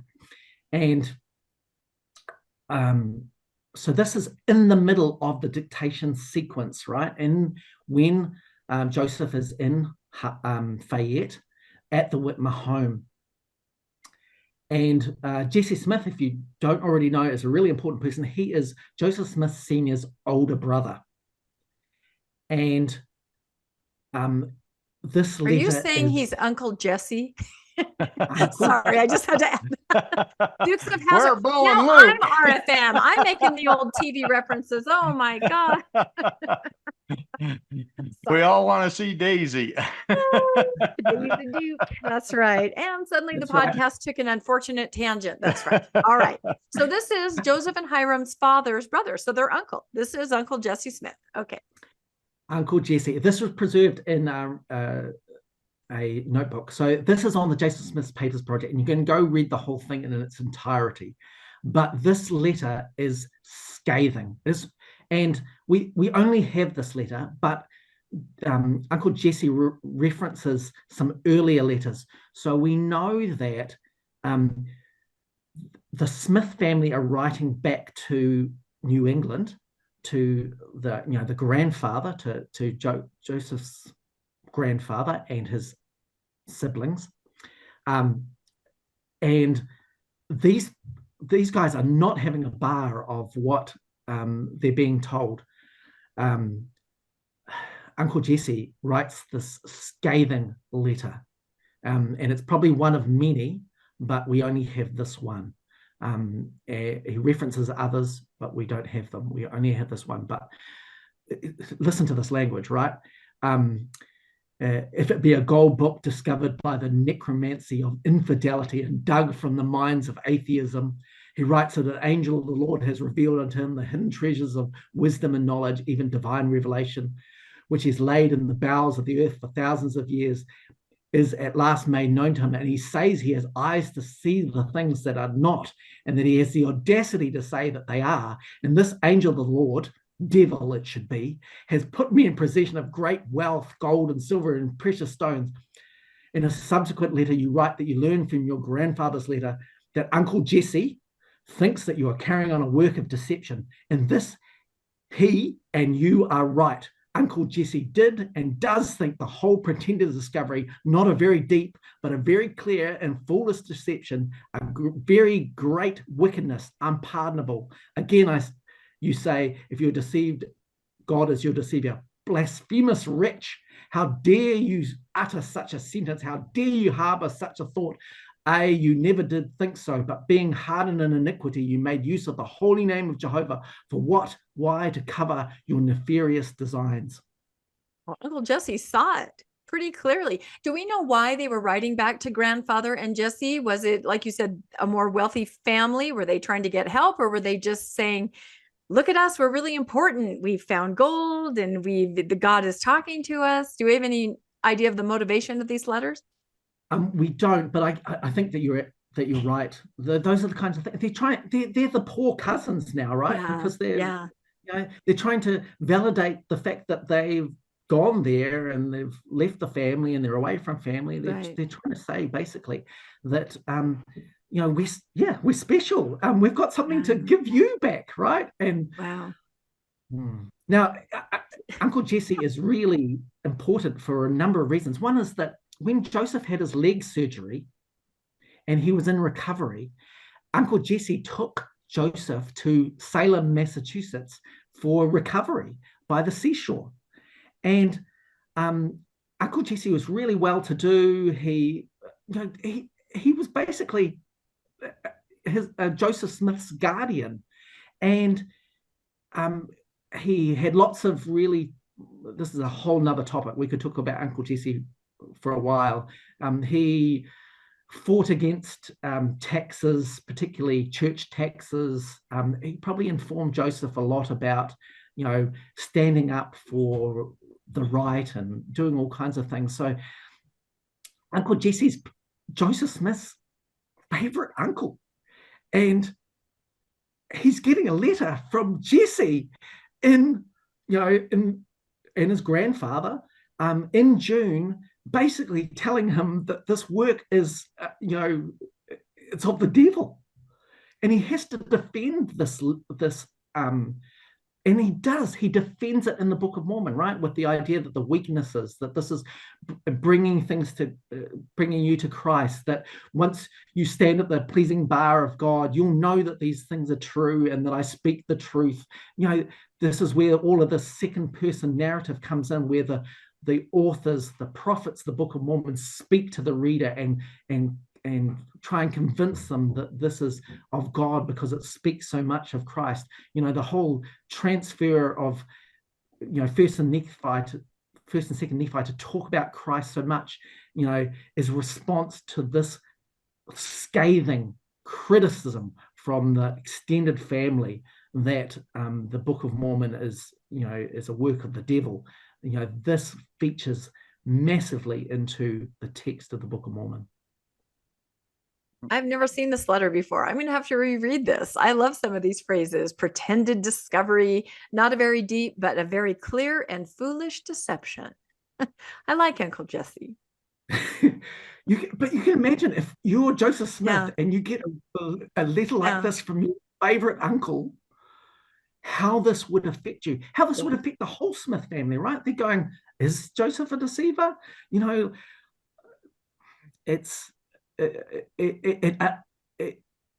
yeah, it would be the worst thing to do, to have happen to you, right? This is not just some outside person who's you don't know, who is doesn't like you.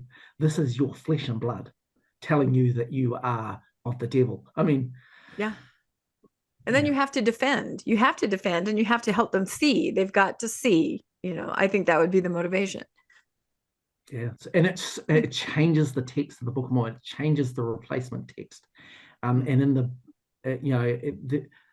between the Whitmers and the extended Smith family that are criticizing Joseph, this just changes what the scope of the Book of Mormon is about. And this is in June of 1829. They published in 1830. I don't know how late they were in this, but that this just kind of, if this is the replacement text, we could very much be talking Second Nephi, where he starts talking about all of the ideas about Adam and the fall and that different things. And then that's when we get to people coming to America. Joseph, I think the name Joseph is in that section. Mm-hmm. So all of that you could very much would point to, I'm answering my very Protestant family with this Protestant story, my very American family that was here during the Revolutionary War, answering that the book addresses that it's a chosen nation, and I'm answering that I, Joseph Smith, am actually in the book. He wrote himself in. And I'm the son of Joseph, just like it says. I can see some ties here. This is interesting. Yeah. And look, like I said, this is the middle of June, but Uncle Jesse refers to other letters. So there are a number of letters which are going back and forth. It's just that we only have this one.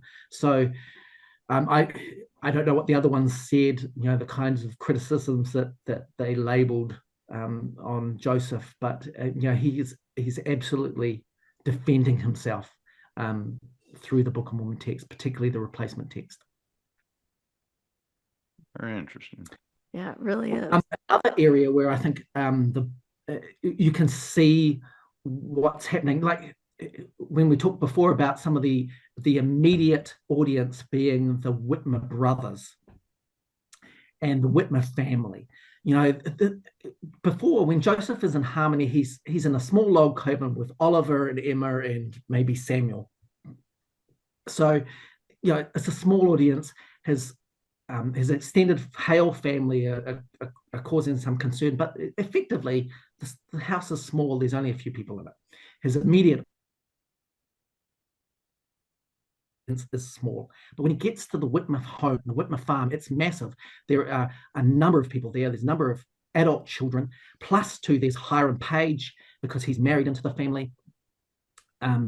It's busy. Mary Whitmer is, this influx of,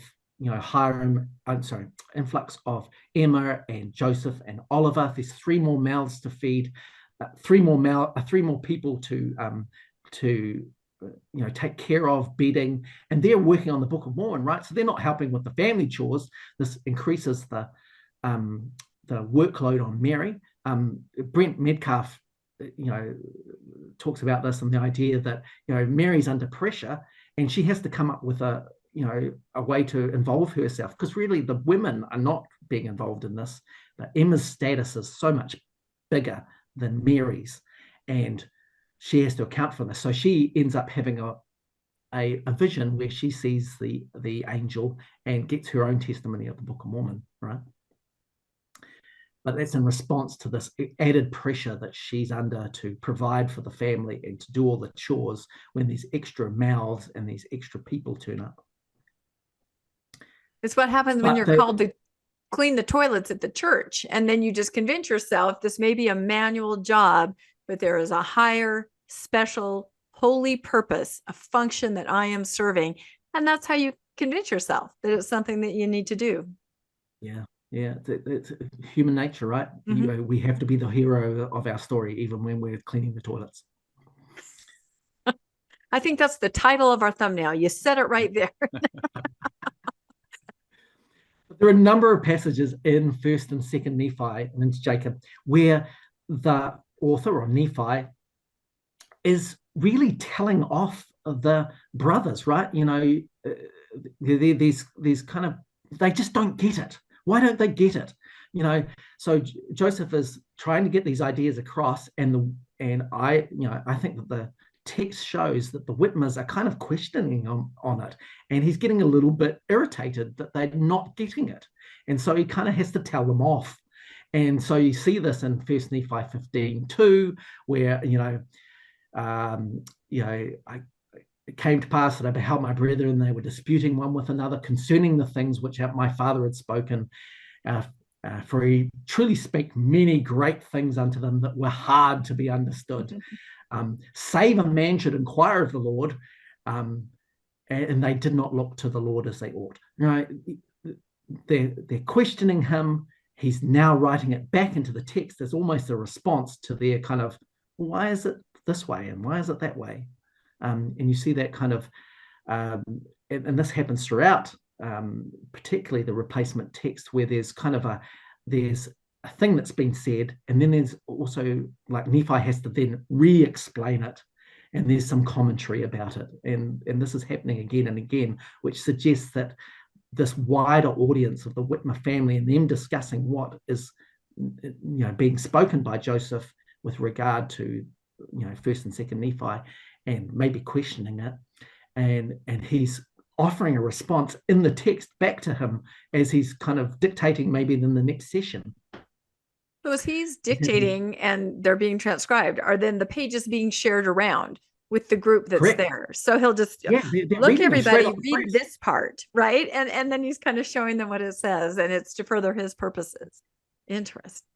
Yeah, we forget that, this is not like, these people squirreling this away and nobody's ever reading it until, it's published. They're reading it in the moment. They're reading it right there. These passages in 1st and 2nd Nephi are happening in the moment. The Whitmer audience, the scribes, the people that might be in the room or in the next room, they're listening to it. They're also, then they can actually physically read it straight off the press as it's been spoken and written down. And so they're responding to it in real time. These are, and Joseph is then in the next session responding to what they're saying in real time. So, he's saying this is, back in the past, and this is coming through these ancient prophets, but it's pseudepigrapha. He's speaking to the Whitmer family, to the Whitmer brothers, to the people who are not quite believing him in the moment, and this is affecting the text.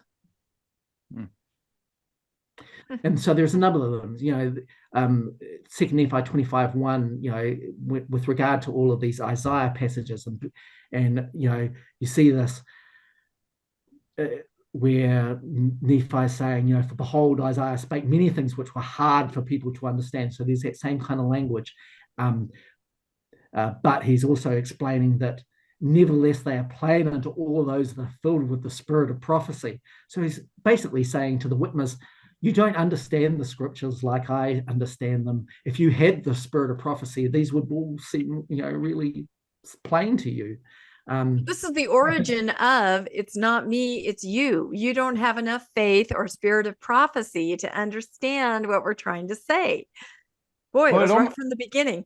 It almost sounds like that night they were having a discussion about Isaiah, and so Joseph has to come out and say, oh, you don't understand Isaiah. It prophesies of all these things. And then he adds Isaiah in to the text after he tries to show how much he knows about Isaiah.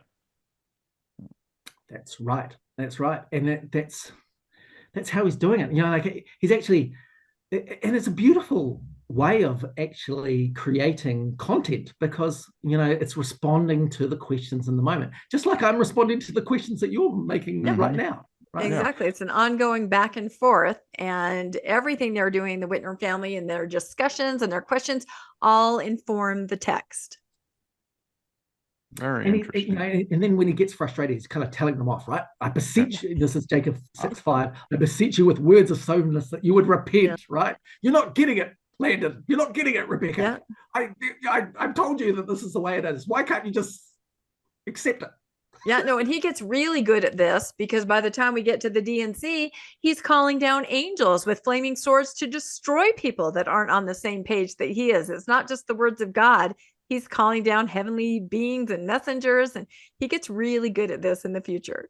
And you can see the narcissism coming through. Yes. The controlling of people and through this. Yeah. Yeah, no, he was brilliant. Absolutely brilliant. And of course, like we said before, as he's learning these new techniques, and they're effective, right? Because they seem to, have some response. The Whitmers are listening to them. Oh gosh, yes, you're right. You must be the one in charge. So he's getting a response, and he's maybe even surprised that it's so effective. But then once he learns this new skill, he then utilizes it going forward.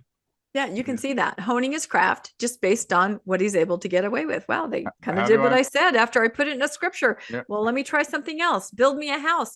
They built me a house. Well, what else can I get? Let me have 100 wives. I mean, and again, you kind of develop it as you go along, and you get away with as much as you are allowed to. And it just kind of kept going from there. It's a very interesting psychology. Yeah. And he's got good at this too, because he was a treasure seeker. He led treasure digs, right? Yes. And so how did he explain and make sure that the people didn't, blame him when the treasure wasn't, found? He had to find ways to explain the story in such a way that it was their fault, and that, work on their kind of contrition to be able to, move forward. Okay. Fascinating.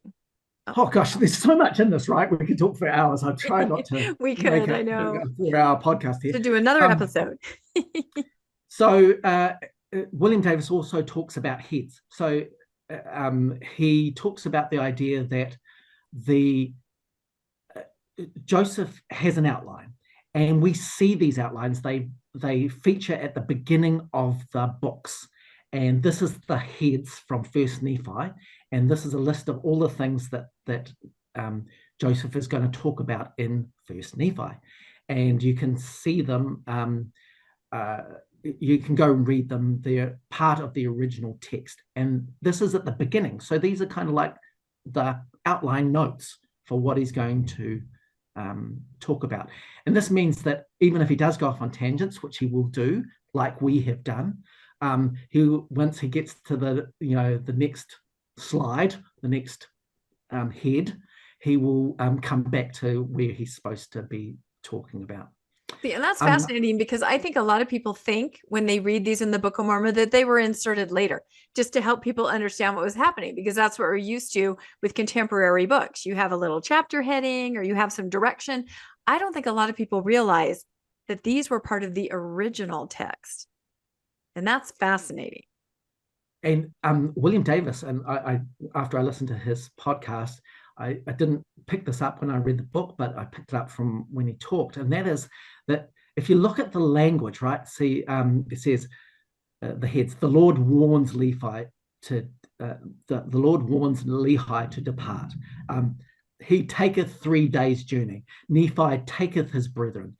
They take the daughters of Ishmael to wife. They take their families. So this is being the word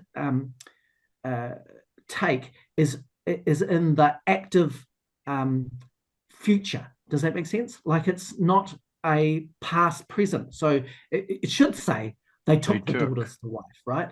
But it says they take the daughters to wife, because this hasn't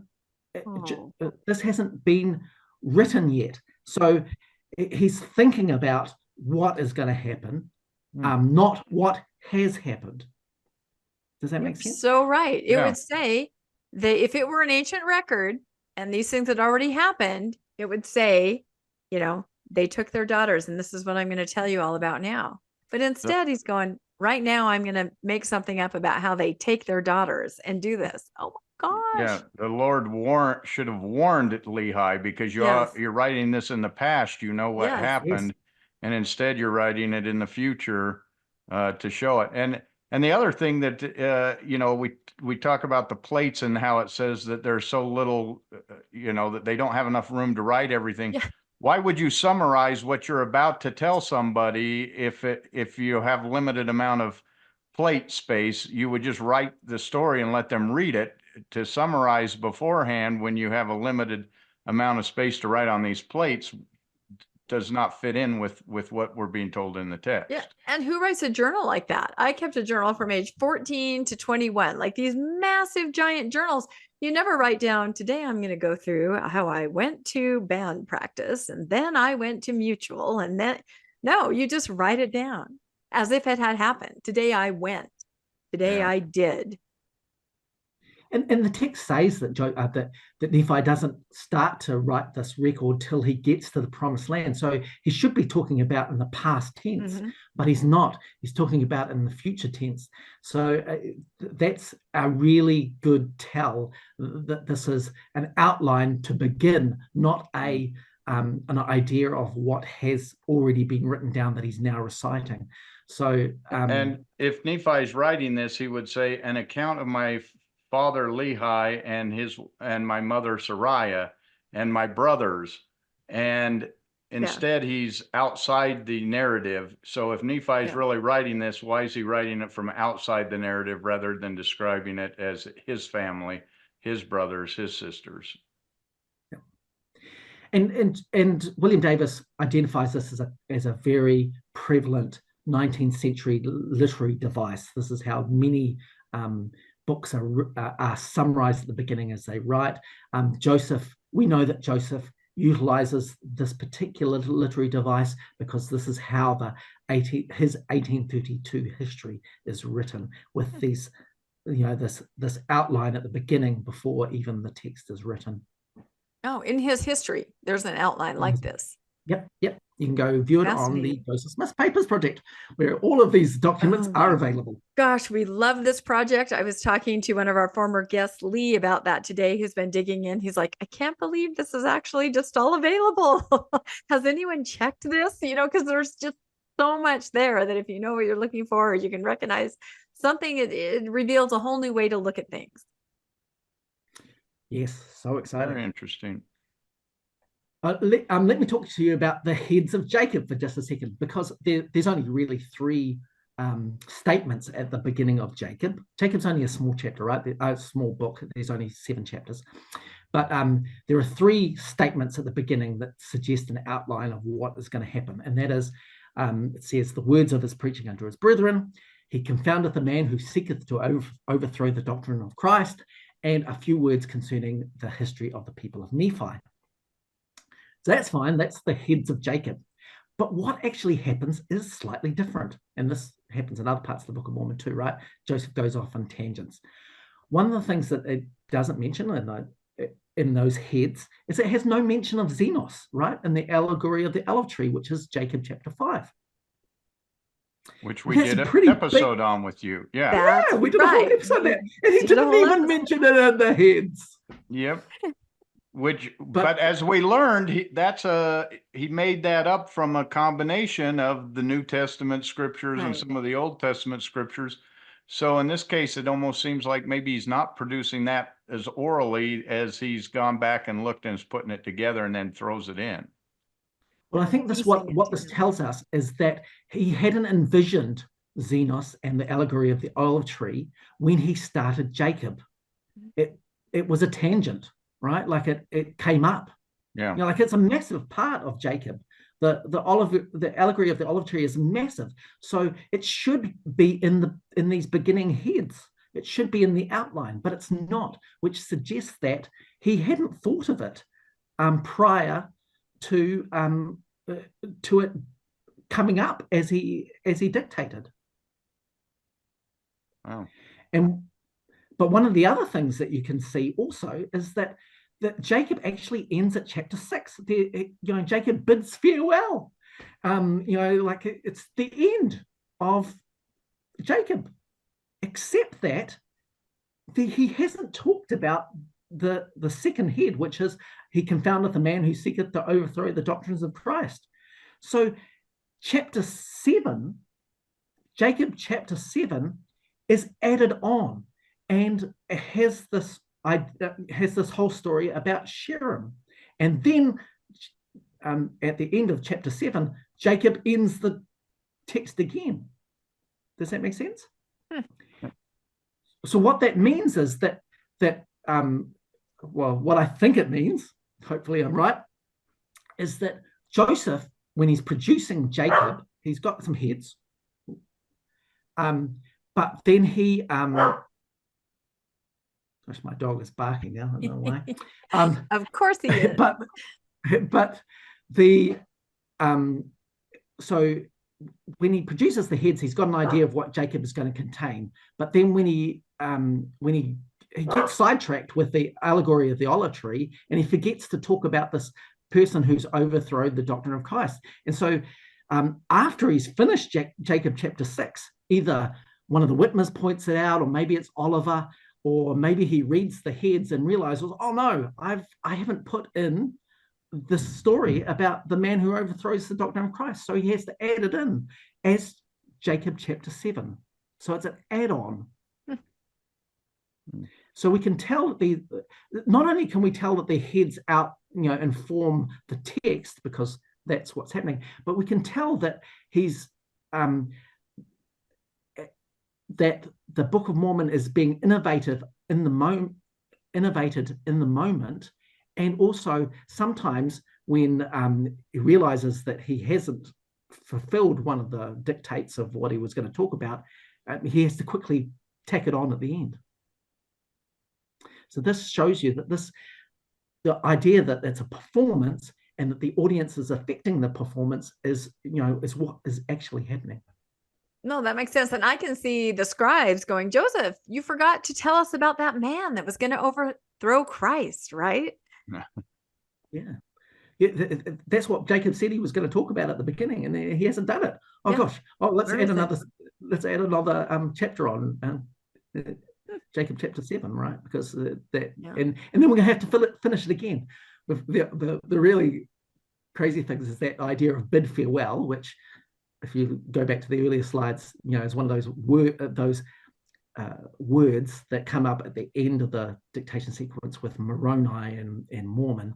Now he's using it in Jacob. He uses it in Jacob chapter 6 right at the end, and then he uses it again in Jacob chapter 7 because he's got a bid farewell again, because it's now he's finished. Now he is finished.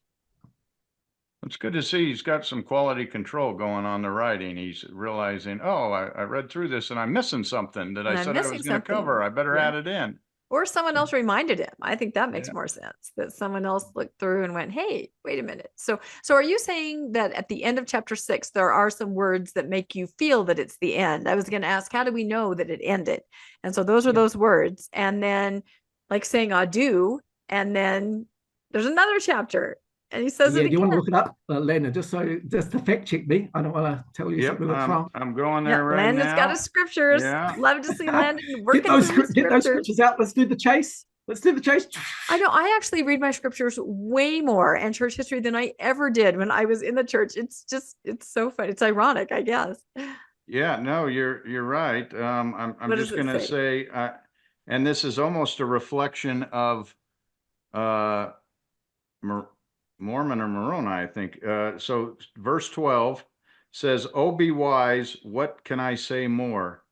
Finally, I bid you farewell until I shall meet you before the pleasing bar of God, which bar striketh the wicked with awful dread and fear. Amen." So that's chapter 6. That's chapter 6. And then Oliver goes, wait, dude, you wrote that whole thing about there's somebody who's trying to destroy Christ. And Joseph goes, crap. And then so it starts out in 7, and it says, "And now it came to pass, after some years had passed away, there came a man among the people of Nephi whose name was Sherem." So it's clearly, in 1, he's saying, goodbye, I bid you adieu. This is the last I'm writing. And then all of a sudden, a couple of years later, a guy came along. It's an encore. Yeah, very interesting. That is interesting. And that just shows, if you interpret it that way, that they're following the heads that they set out ahead of time and outline. And do you want to read the end of chapter 7?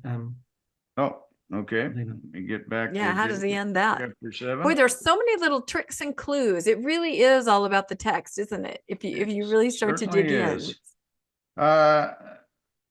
I'll read you want just the last verse? And I, Jacob, saw that I must soon go down to my grave. Wherefore I said unto my son Enos, take these plates. And I told him the things which my brother Nephi had commanded me, and he promised obedience unto the commands. And I make an end of my writing upon these plates, which writing has been small. And to the reader I bid farewell, hoping that many of my brethren may read my words. Brethren, adieu. So again, he says farewell again. It's kind of goodbye, I was farewell, gonna say, we'll farewell, see you. adieu, I bid you a farewell, and you, and you, and you, and you, and you. At least he puts a little bit of friendship there. I think that's kind of, nice. We try to add, color, Dukes of Hazzard, Sound of Music, because we're real scholars. That's right. You do the scholarship. We'll do the songs. Love the fluff. Yes. But really, that word in the Book of Mormon, the word adieu. I mean, come on. Adieu, adieu, adieu, adieu, adieu. Exactly. Again, in ancient Mesoamerica and the Heartland, they were all walking around going, adieu, adieu, and you. Okay, so we've talked about the official narrative, and I think hopefully we've just completely, just obliterated the official narrative. And so maybe we can now construct what actually happened. So, and we know a number of these things, but let's just, give a pause here to kind of understand it, right? So Joseph had to flee Harmony in early June of 1829, and he goes to Fayette to the Whitmer home. Now, Joseph is still trying to recover the lost manuscript from Martin because he thinks he can. He wants to end the project, right? He doesn't want to do a do-over. It's going to, it took him 2 months before. How is he going to, he doesn't want to spend another 2 months.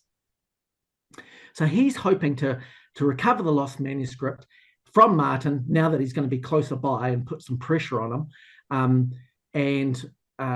So that's why he, what he thinks is going to happen.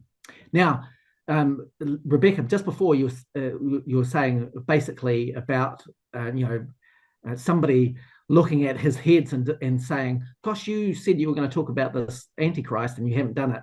You better tack, where is that?" And he tacks on, Jacob chapter 7, right?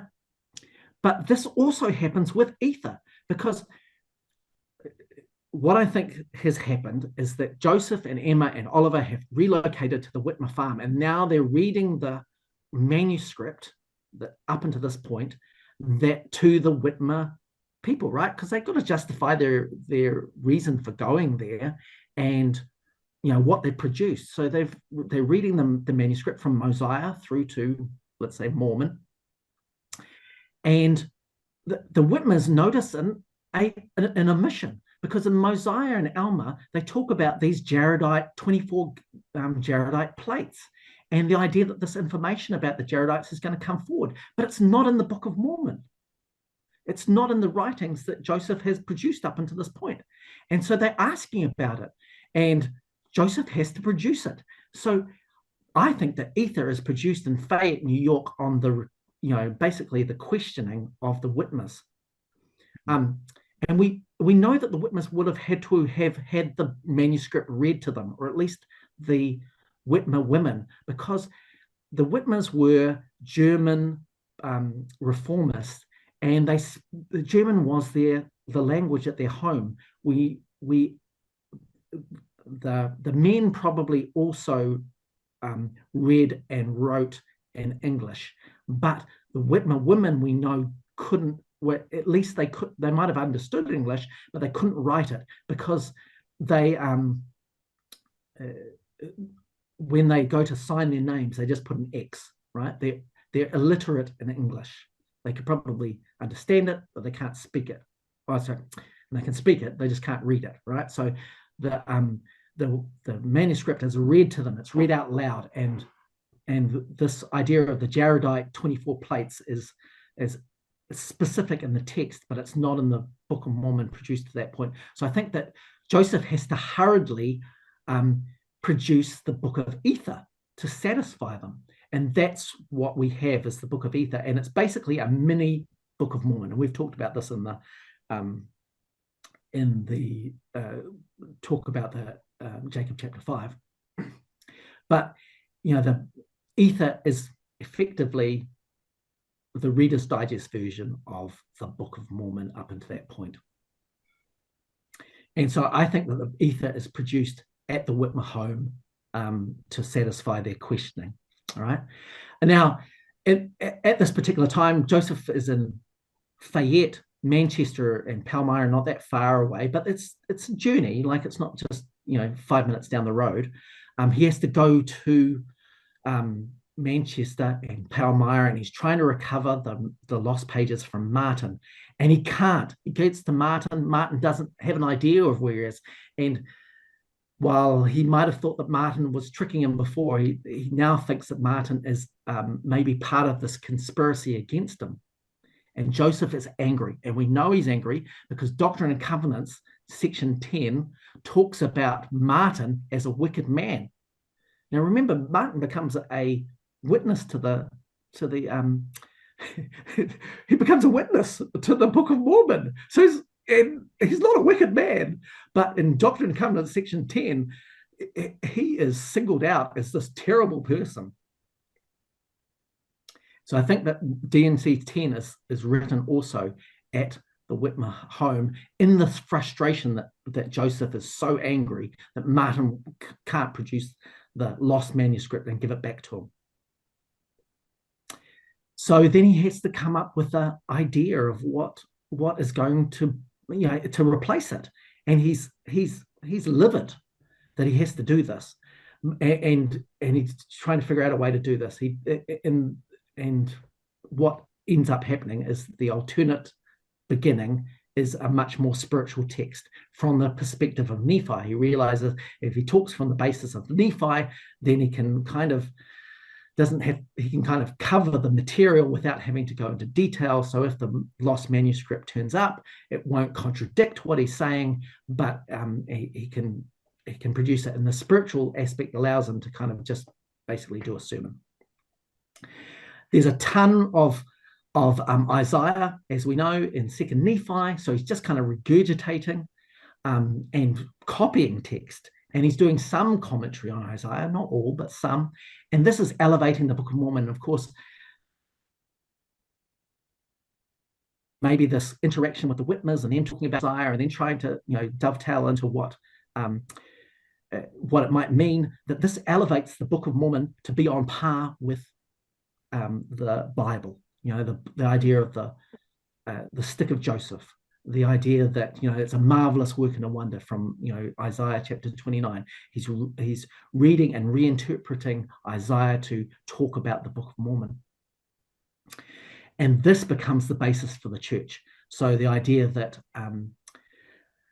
Moroni, Doctrine and Covenants, and the Article of Covenant, that this is heading towards a church. The Whitmers are the catalyst for this becoming something that's not just a story to be sold, but that it's actually going to become a church. And that's why you say it's an accident, because had they never lodged with this very religious family who was very engaged and interested in this text, who read it or had it read to them, made suggestions, asked questions that guided where Joseph was going, and had to make it more formalized as far as how do you worship? What is this? This is scripture. It never would have become that. It would have remained what I think it was always intended to be, which was a commercial venture. Yeah. Wow. And we know later he tries to sell the copyright into early 1830 into Canada. Yeah. So almost he's trying right to away. make some money. Yeah. And, Martin wants to make some money. He's kind of, he's out of pocket for this. Oliver Cowdery, he helps Joseph with the mortgage on his farm on April 6th, 1829. So he's financially involved in this. And now the Whitmers are financially involved too, because they're housing all of these extra people with the idea that this is going to become something special. So these are all financially involved, really. Very interesting. Yeah, that is fascinating when you look at it that way. Huh. Okay, so I'm not going to go through this majorly, but what we also know from the replacement text is there are a number of justifications for why the small plates, why there's more spiritual beginning is in the text, and there are a number of different, a number of understandings about it, justifications for it. This is in Doctrine and Covenants 10, 1 Nephi chapter 9, 1 Nephi chapter 19, 2 Nephi chapter 5, Jacob chapter 1, Words of Mormon 1, Doctrine and Covenants 3, and there's a preface to the 1830 edition of the Book of Mormon that all talk about the replacement text and its necessity. So, if you're thinking about how much justification is being done for this replacement text, it's massive, right? Because the Lord is justifying it in D&C 10 and D&C 3. Nephi is justifying it in 1 Nephi 9, 1 Nephi 19, 2 Nephi 5. Jacob is justifying it in Jacob 1. Mormon is justifying it in Words of Mormon, and Joseph Smith is justifying it in the preface to the 1830 Book of Mormon. So there are a lot of justifications. The one thing that's glaringly obvious is there are no justifications for this replacement text, these small plates, these more spiritual plates, in the Book of Mosiah or into Alma or Helaman, right? That doesn't fit the timeline. That makes sense. Yeah. Wow. And this goes all back to the Mosiah priority that we understand, is that these replacement beginning has not been envisioned till Fayette, New York, not until Joseph can't get can't recover the lost document from Martin right at the very end. This is not envisioned earlier. Yeah, it does seem I know, it does seem a really random thing to think of, again, Mesoamerica or Heartland walking around going, did I mention there were some plates? Make sure you guys know there are plates. Did I tell you about that? I know I told you yesterday, but I need to tell you today. Again, there's no place for it except for to justify the idea that these might show up sometime. And the replacement text is more spiritual. It's more specific and detailed about Christ coming. If the following prophets in Mosiah and Alma had access to these, they would have mentioned them, because they didn't, right? Yeah. They didn't know that Christ was coming, but of course the replacement text knows because it happens after. Yeah, it reminds me of the documentary Hypothesis, Landon, how you can track what was written when, who wrote it, who didn't write it, obviously because of the things they know that they should have known, or the things that are there that they should not have known if it was written when they said they did. So it is a giant puzzle. Absolutely fascinating to wrap your brain around.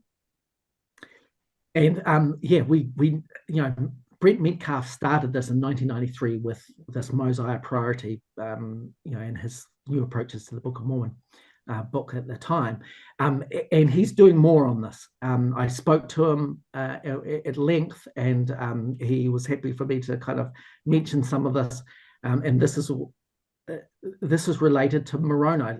Remember how I said that Moroni is out of place in that wherefore therefore schema, and it's out of place in terms of the information in it. And there are a number of problems with Moroni that suggest that it was written later than the rest of the Book of Mormon, probably the last thing to be written. Brent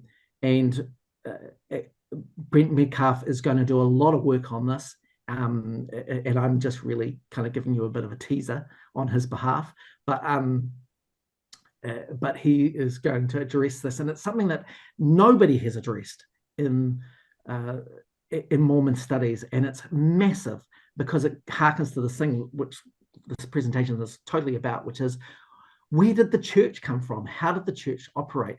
And there's a couple of really important things to know. So problems with Moroni.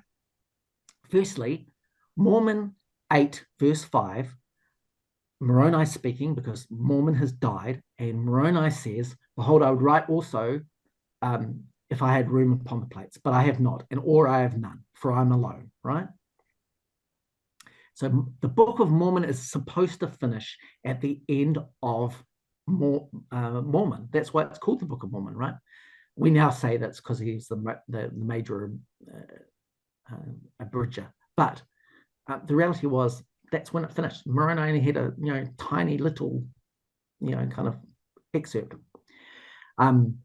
We know from that therefore wherefore word print that Moroni is out of sequence, and Moroni contains a lot of missing information, things that are just a little bit convenient. So Moroni chapter 2 verse 3, for instance, Moroni says that Christ, this is what he said, now Christ spoke these words unto them at the time of his first appearing, and the multitude heard it not, but the disciples heard it, and on as many as laid their hands fell the Holy Ghost, right? Because when Jesus comes to the Americas, he tells them to get baptized, and they receive the Holy Ghost. But by the time that Joseph is now at the Whitmers, the idea of the laying on of hands for the gift of the Holy Ghost is a thing, or maybe they identify it and show it to him in the New Testament, right? So now this has got to be written in. So in the Book of Moroni, it says, this didn't get recorded at the time, but Christ told them to lay their hands on them, and that's how they got the gift of the Holy Ghost. And that's how we have the gift of the Holy Ghost today, right? By the laying on of hands. But that's not what it says in 3rd Nephi with Christ's visit. So it has to be tacked on.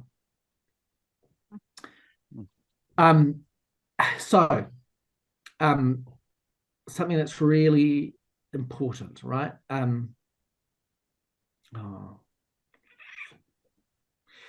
So Doctrine and Covenants section 18 talks is a revelation that Joseph gives to Oliver Cowdery and David Whitmer in organizing the church. And he basically, the Lord gives that charge to Oliver Cowdery to envision a church. This is in June of 1829. And like I said, prior to this, no church is envisioned, or at least it's a Christian adventure story. Joseph's going to make some money. Joseph doesn't seem to understand, or he's not come up with this idea yet, that he's going to be the one to restore the church. He kind of passes this on to Oliver and David. So in June of 1829, Oliver writes an Articles and Covenants to start to formally organize the operation of the church. And he utilizes information which is in 3rd Nephi about baptism, and also Moroni. Now, this is what it says, and you can go look this up on the Joseph Smith Papers Project. But it says, so Oliver gets a revelation. Do you know how significant that is? There's not Joseph getting a revelation. It's Oliver getting a revelation. And this is the beginning of it. You can go read it, but this is the beginning. A commandment from God unto Oliver, how he should build up his church and the manner thereof, saying, Oliver, listen to the voice of Christ your Lord and your God and your Redeemer, and write the words which I shall command you concerning my church, my gospel, my rock, and my salvation. Oliver is going to start the church, not Joseph. Oliver is the person who's going to start it. Brent Metcalf, this is something that's never been, Brent's talking to me about it, but this is something that's never been, addressed in Mormon circles. Oliver is the person who's supposed to start the church, or at least Joseph gives him that charge. And Oliver is getting revelation directly from God. It should be a Doctrine and Covenants section, but it's not. And we'll see why in just a minute. Sorry, you might have to pause for a minute. My mind is kind of blown by that. It seems to fit Joseph when there's work to be done or a task that's going to be pretty complex and hard. He has a revelation that someone else is supposed to take it over. But the idea that the origins of the church, it was outsourced, that's pretty incredible. Yeah, this is big. This is huge, right? This undermines our understanding of how the church has come about. This is massive. But, when you look at the text, it's easy to see, right? In the dictation sequence, in the timing sequence. And here are a couple of ways that you can tell this, right? So, Doctrine and Covenants, section 5. This is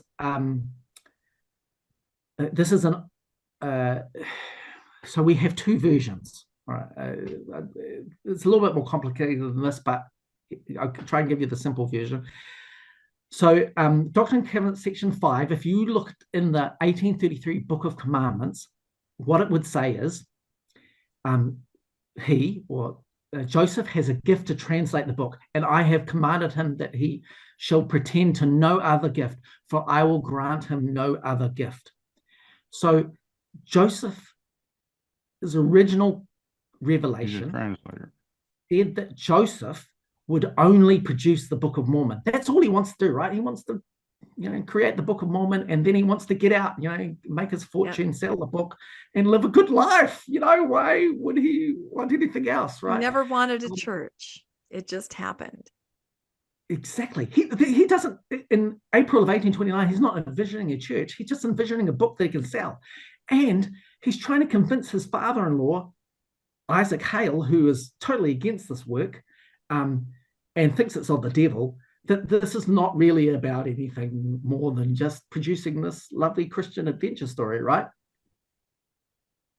And so he's, the audience for Doctrine and Covenants 5, right, particularly is Isaac Hale, the idea that this is just a book. This is not anything more than a book. Don't worry, this is the only thing that Joseph is going to do with the seer stone and the hat. There's nothing else, don't get upset, Anyway, but in the 1835 Doctrine and Covenants, this is changed, of course, because Joseph he's now the man in charge. Plan in June of 1829 is that Oliver will just take over and he'll be the church. But by 1830, the plan has changed. Now Joseph is the main man. He wants to get in on the action, and now it's all about Joseph, right? But in June of 1829, it's Oliver. So the 1835 Doctrine and Covenants needs to change, and it's changed to, you have the gift to translate the plates, and this is the first gift that I bestow upon you, and I have commanded that you should pretend to no other gift until my purpose is fulfilled in this, for I will grant unto you no other gift until it is finished. So they made it up. So they extended it, right? The original revelation said that the Book of Mormon is just what Joseph is going to do. But of course, that doesn't happen. In reality, he goes on to form a church. So the revelation needs to be changed, and it's changed to being his first gift, and then other stuff happens, right? Wow, that's really interesting. This is also in Doctrine and Covenants 20, right? So Oliver writes this Articles and Covenants revelation from God in June of 1829. And obviously this doesn't become a Doctrine and Covenants section because we don't have it. We have the text, and some of it is preserved and expanded upon and changed for Doctrine and Covenants section 20. And you'll know that this is the organization of the church, how the church is going to be organized. This is Doctrine and Covenants 20. And so Oliver's original revelation is now usurped by Joseph for Doctrine and Covenants section 20, which is, it talks about church operation. Now, he must have had to appease Oliver at this particular point, because it's almost like he gave the charge to Oliver to organize the church. I'm stepping out. This is your baby, right? But then by the following year, that didn't happen. The church was organized with Joseph and Oliver as the presiding elders. So the 1833 Book of Commandments says, which commandments were given to Joseph, who was called of God and ordained an apostle of Jesus, Christ, an elder of this church, and also to Oliver Cowdery, who is called a God, an apostle of Jesus Christ, an elder of this church, and ordained under his hand. So in the 1833 Book of Commandments, the Revelation says it's now Joseph and Oliver, right? Yeah, you're equal, basically. Equal basis. But in the 1835 Doctrine and Covenants, it's changed to being Joseph to be the first elder of this church, and Oliver Cowdery to be the second elder of this church. Again, change it to fit the need. Yeah. Yes. And now Joseph is above. Has been raised above Oliver. Yep. The hierarchy has to be in place. Yep. So it kind of almost changed. So in June of 1829, it was just going to be Oliver. Oliver was going to be in charge of directing the church. Joseph was going to step out, right? Get his fortune from selling the Book of Mormon, and go his merry way.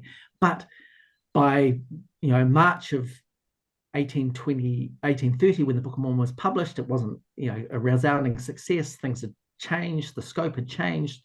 The church operation changed. Now it was Joseph is involved in this new church as much as Oliver is involved in this new church. And so that was written into the Doctrine and Covenants. Oliver's original revelation was utilized as the base for that, but it's changed slightly. And they're co-equal. But then, of course, after the church is organized, Joseph is number one, then the revelations have to be altered to suggest that Joseph is number one and Oliver is further on down the line. Eventually, of course, Oliver gets excommunicated, and so Joseph is left there. Now Joseph is number one.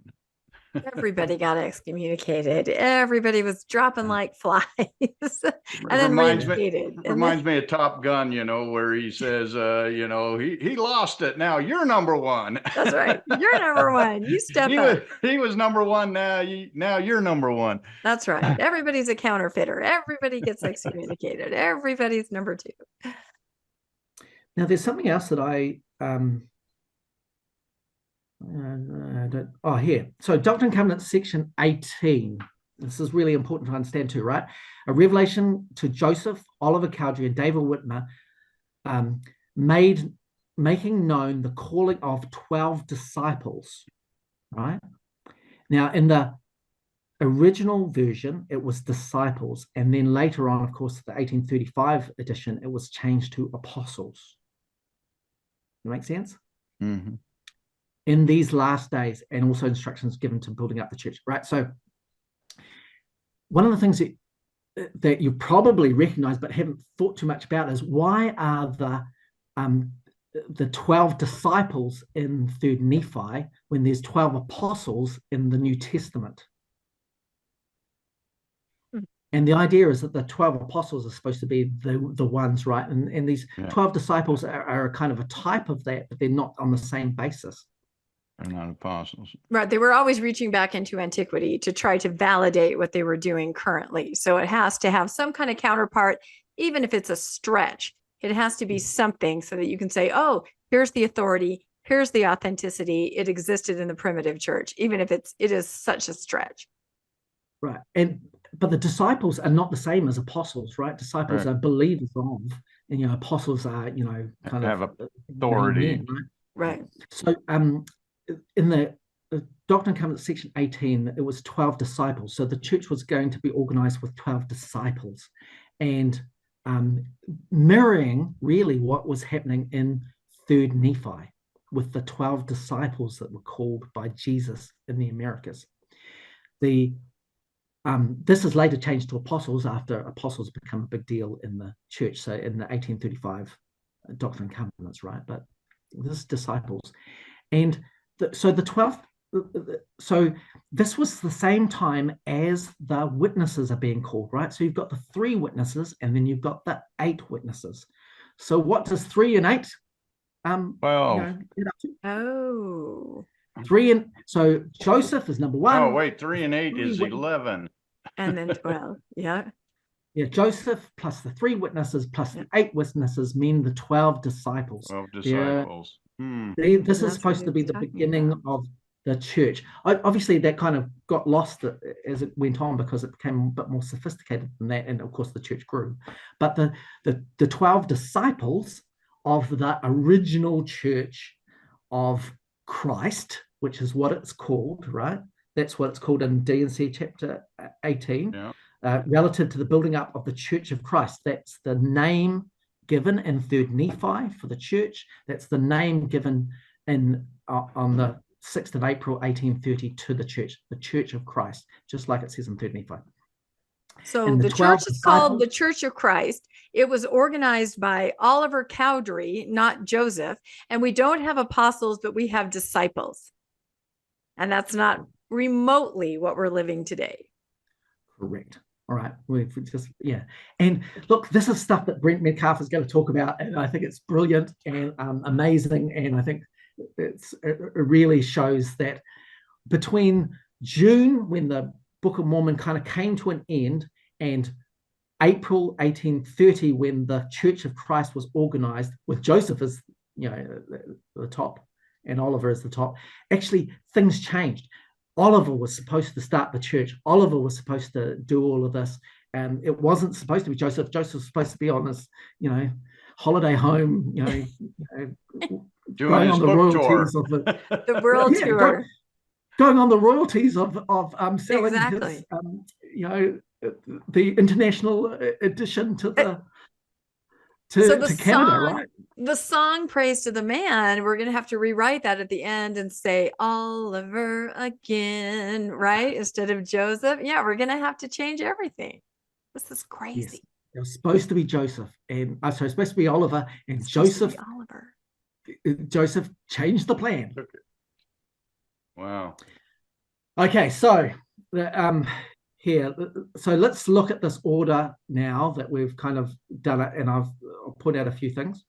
So the order of dictation and where these things come into the picture, and kind of where we can tell now that we can utilize the language, the concepts, the understandings, and where they're coming into play. This is my best guess of the order of dictation for the Book of Mormon. And so that, Mosiah is started in March and into April of 1829. Alma's done in April, Helaman May, 3rd Nephi May, Mormon towards the end of May, and this is kind of where the break is. Ether is written in June at the Fayette farm for the Whitmers. The title page is written then too, and that is lodged on the 11th of June 1829. So we know that was created prior to that. D&C 10 and 1st Nephi are written about the same time. That's that wicked man thing that Joseph is talking about. Like he's really upset with Martin for not producing the lost manuscript, and it's written into D&C chapter section 10.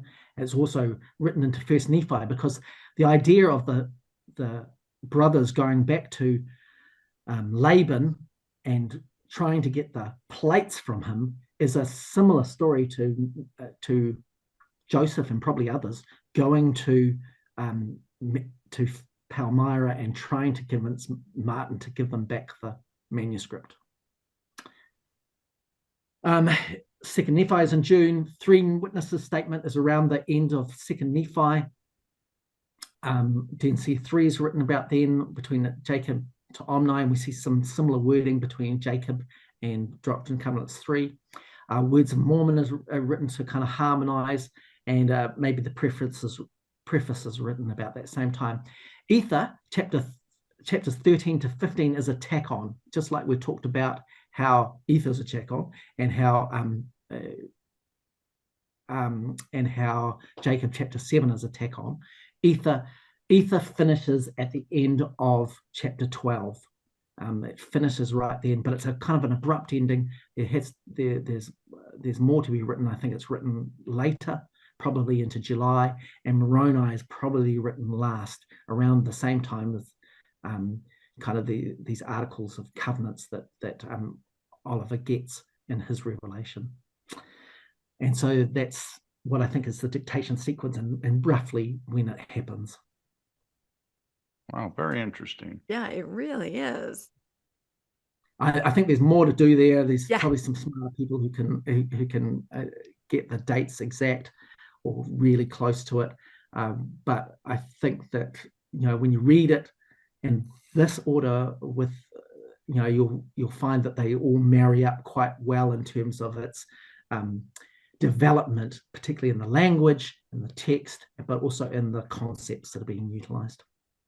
Yeah, it's a living, breathing document, and you can see it just being formed like clay, right? From all the influences around him, all the people that he encountered, the motivations for things that he needed and wanted. I mean, it's pretty easy to see those in the D&C. I think we've talked about this before, Landon. When he needs or wants something, there's a revelation about it. But you see it here too. It's more subtle, but you do see it.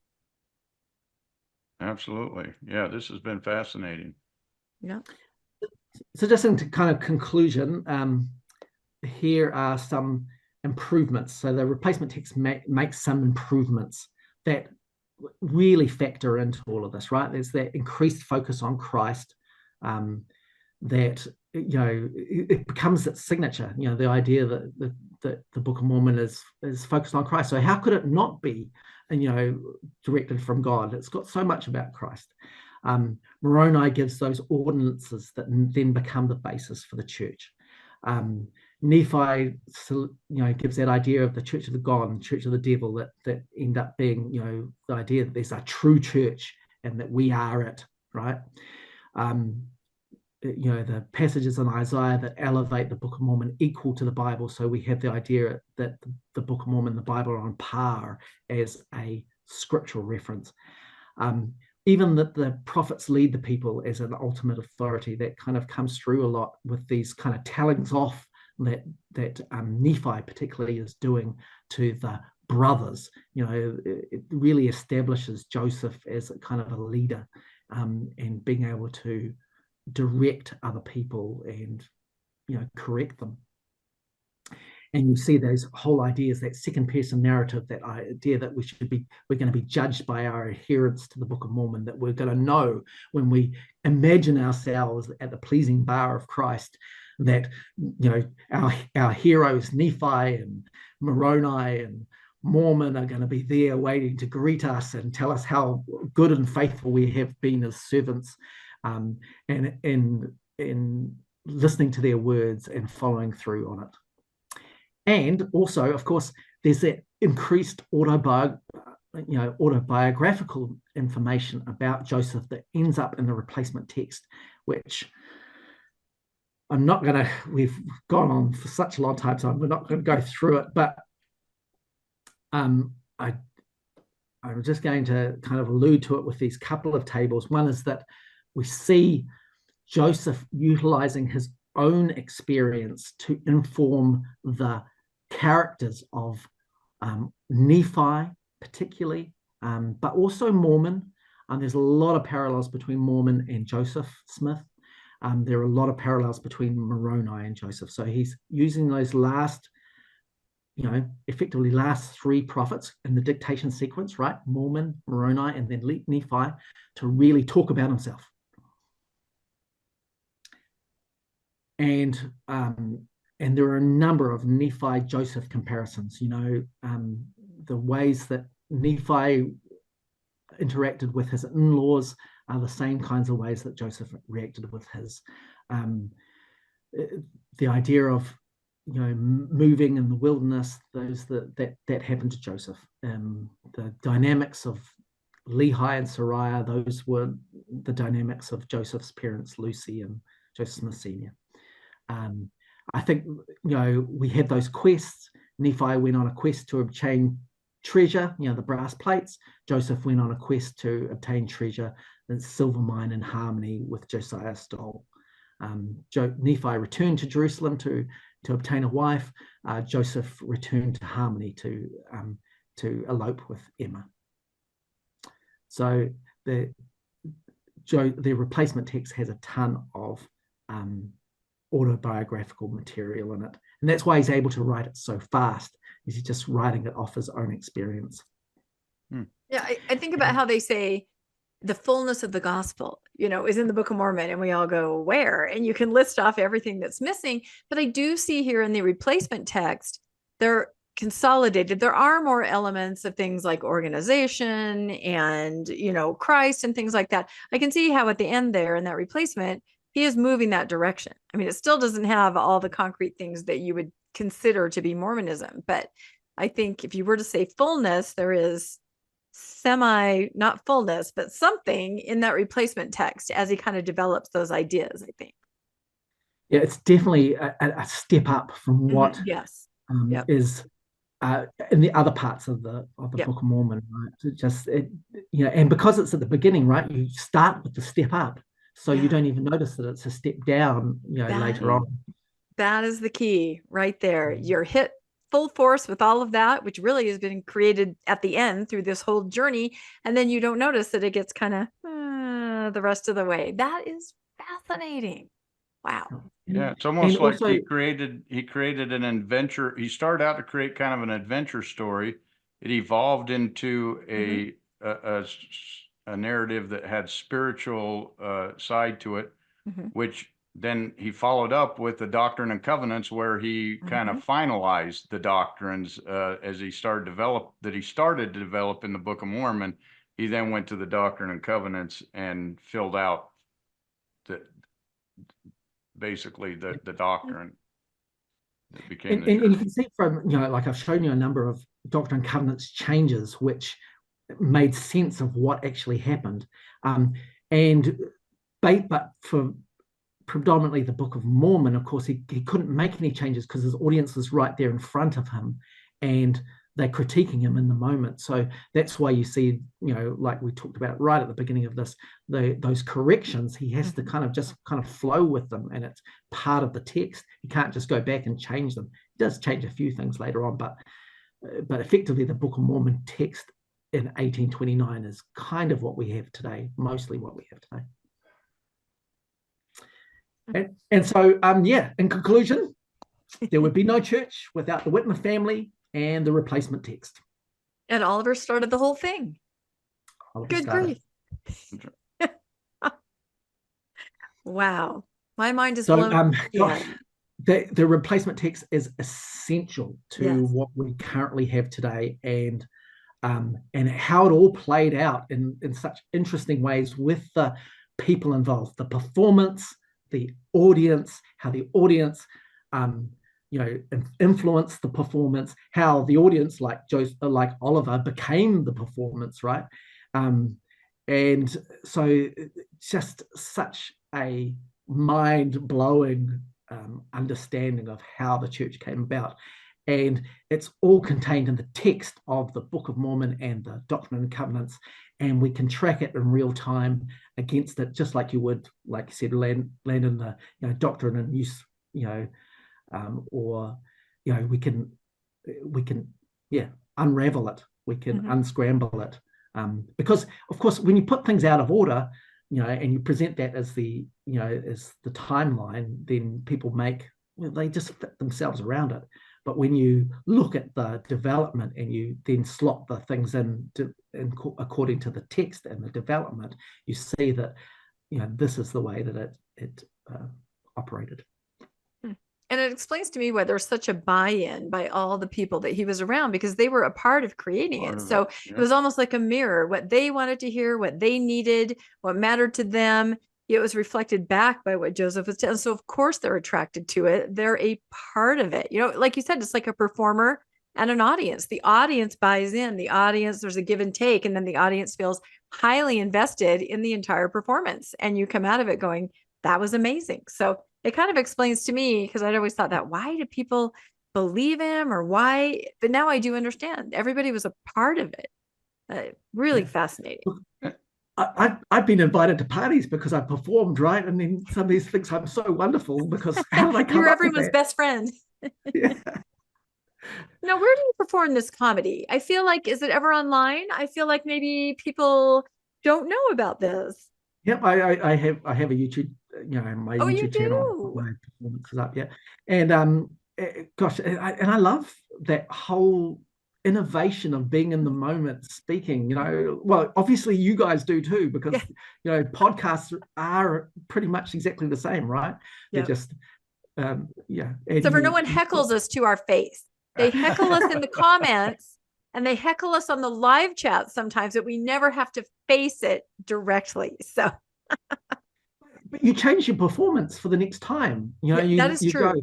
They're going to press you on these particular issues. So next time you're informed, right? Yep. You get better as you go along. Yep. The more performances you do, the more presentations, the more podcasts, the more speaking in front of people, you get better because you know what kind of critics you're going to have.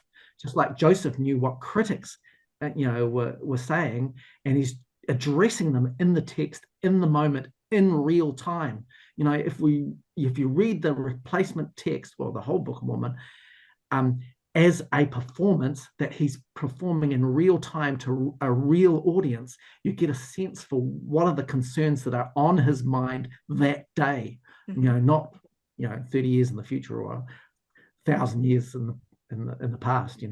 Yeah, and I think you really see it, like we said in the DNC, oh, dang, I don't have anywhere to live. Oh, here's a revelation. Build me a house, or dang, I like this girl. Here's a revelation. You got to let me have another wife. So yeah, it's definitely very self-serving, very, and again, he may in his mind convince himself that he was receiving these revelations because it's something that he needed. It's a narcissist.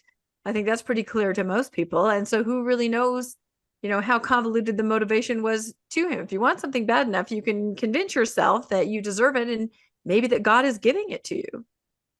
Oh, and he's doing it for other people too, right? Like because he's poor for one thing, right? So he needs an income. So yes, there's a certainly amount of self-serving in there, but also his family is in disarray. His parents are getting older. They've got no prospect for the future. He's going to have to carry the family because Alvin's gone and Hiram's a bit benign. So he is looking at ways that he can bless their life, reduce their conflict, get them on board with each other. His parents are fighting. They're probably, near divorce, except for the fact that they're so poor they can't separate. Too poor to divorce. So he's trying to resolve all of these conflicts. He's trying to resolve the religious conflicts in his own home, but he sees them outside in the wider world. He's really trying to, maybe he's convinced himself he's really trying to improve the world by bringing forth the Book of Mormon, by reducing these conflicts. He's going to make a better America, warning them about the secret combinations of the Freemasonries, So, there's a lot of potentially positive motivations for what he's doing and why he thinks it's okay that he can kind of fudge the truth, because he's saving people's lives. Yeah. Well, that's a basic Mormon tenet, isn't it? It's better that one man horrible things can be done, or questionable things, for the good of the many, right? Wow. Landon, do you have any final? Oh, go ahead. Yeah. It's lying for the Lord, right? It's the idea of, if it furthers the gospel truth and people coming to Christ, it's okay to kind of tell a little fudge or exaggerate or overstate, or you're having doubts with your faith. Well, I'll tell you this faith promoting story, right? I'll tell you these baseball stories, or that will make you feel the spirit that Paul H. Dunn did, right? Yep. Or pretend to be Christian, right? Or more Christian than you are, right? To kind of mislead in that way. So we could go on, and I think we have done podcasts about that. So wow, this has been amazing. Landon, do you have any final thoughts? There's so much to take in here and think about. I learned quite a bit that I did not know before. Yeah, this is really amazing. Thank you, Ganesh, for sharing this and putting this together. A lot of new things to think about for me. So I appreciate it. Yeah. Like I said, mind blowing. We always say that. We're not exaggerating. We're not just using that word lightly. We mean it. Our guests are brilliant, and they have so much knowledge and so much research and so much connection to the scholarly community that they really bring us things that are not talked about very often. So we appreciate you coming on. This has been awesome. And look, you should be able to fact check this. This is all available. Yep. The Joseph Smith Papers Project in the actual scriptures of itself. and look, there's so much more to learn. I'm very excited about what Brent Metcalf is going to bring to the table when he, thoroughly dissects this much better than I've just kind of given an overview for. So there's much coming. I'm going through the Book of Mormon with the Come Follow Me program and doing little videos on each of the texts and how it's happening in real time and with the people involved. And I think seeing those kinds of things, once you see them everywhere. And it gives you such an insight of what's happening in the moment for Joseph, but also maybe his motivation and the wider world that it's affecting him and his thoughts and how people are responding. So this is all very human. It's all very explainable, and it's kind of slightly amazing and fascinating to see it in that scope. So I think there's lots to take away that's worthwhile. Yep. Amen. I agree with everything you just said. And that's true, everybody. Ganesh has an amazing series on Come Follow Me, and we'll put some links in the show notes so you can catch up, because you can see he's a brilliant guy and he has a lot to share when it comes to that. So please comment. Let us know. Had you ever heard any of this information? Do you have any thoughts on anything that we learned today? It was just so much to take in. We might have to watch this back a couple times to cover everything, but please let us know what you thought about our podcast today. And please like and subscribe to Mormonish Podcast. And if you'd like to be made aware of when new episodes drop, you can hit the notification bell and they will let you know when new one's coming out. You can also financially support Mormonish Podcast. We have links in the show notes to Venmo and PayPal and mormonishpodcast.org. And we really appreciate everyone that does. It just means so much to us, and we really could not do this if it were not for all of you and the support that you show us. We really appreciate it. We also have a link to merch, Mormonish merch. That's hard to say. Mormonish merch in our show notes. We have mugs and hats and water bottles and all the fun stuff that you can get if you want to show your Mormonish to the world. Go ahead over to that link and grab yourself something fun. So thank you, everybody, once again from Mormonish, and we will see you all next time. Bye-bye, everybody. Thanks, Ganesh. Thanks, Landon. Bye-bye.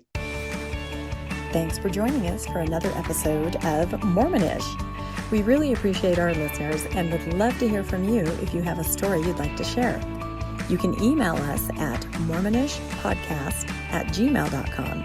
You can also find us on Facebook, Instagram, and on our website, mormonishpodcast.org. And don't forget to look for us on YouTube and like and subscribe. Keep joyful, everybody.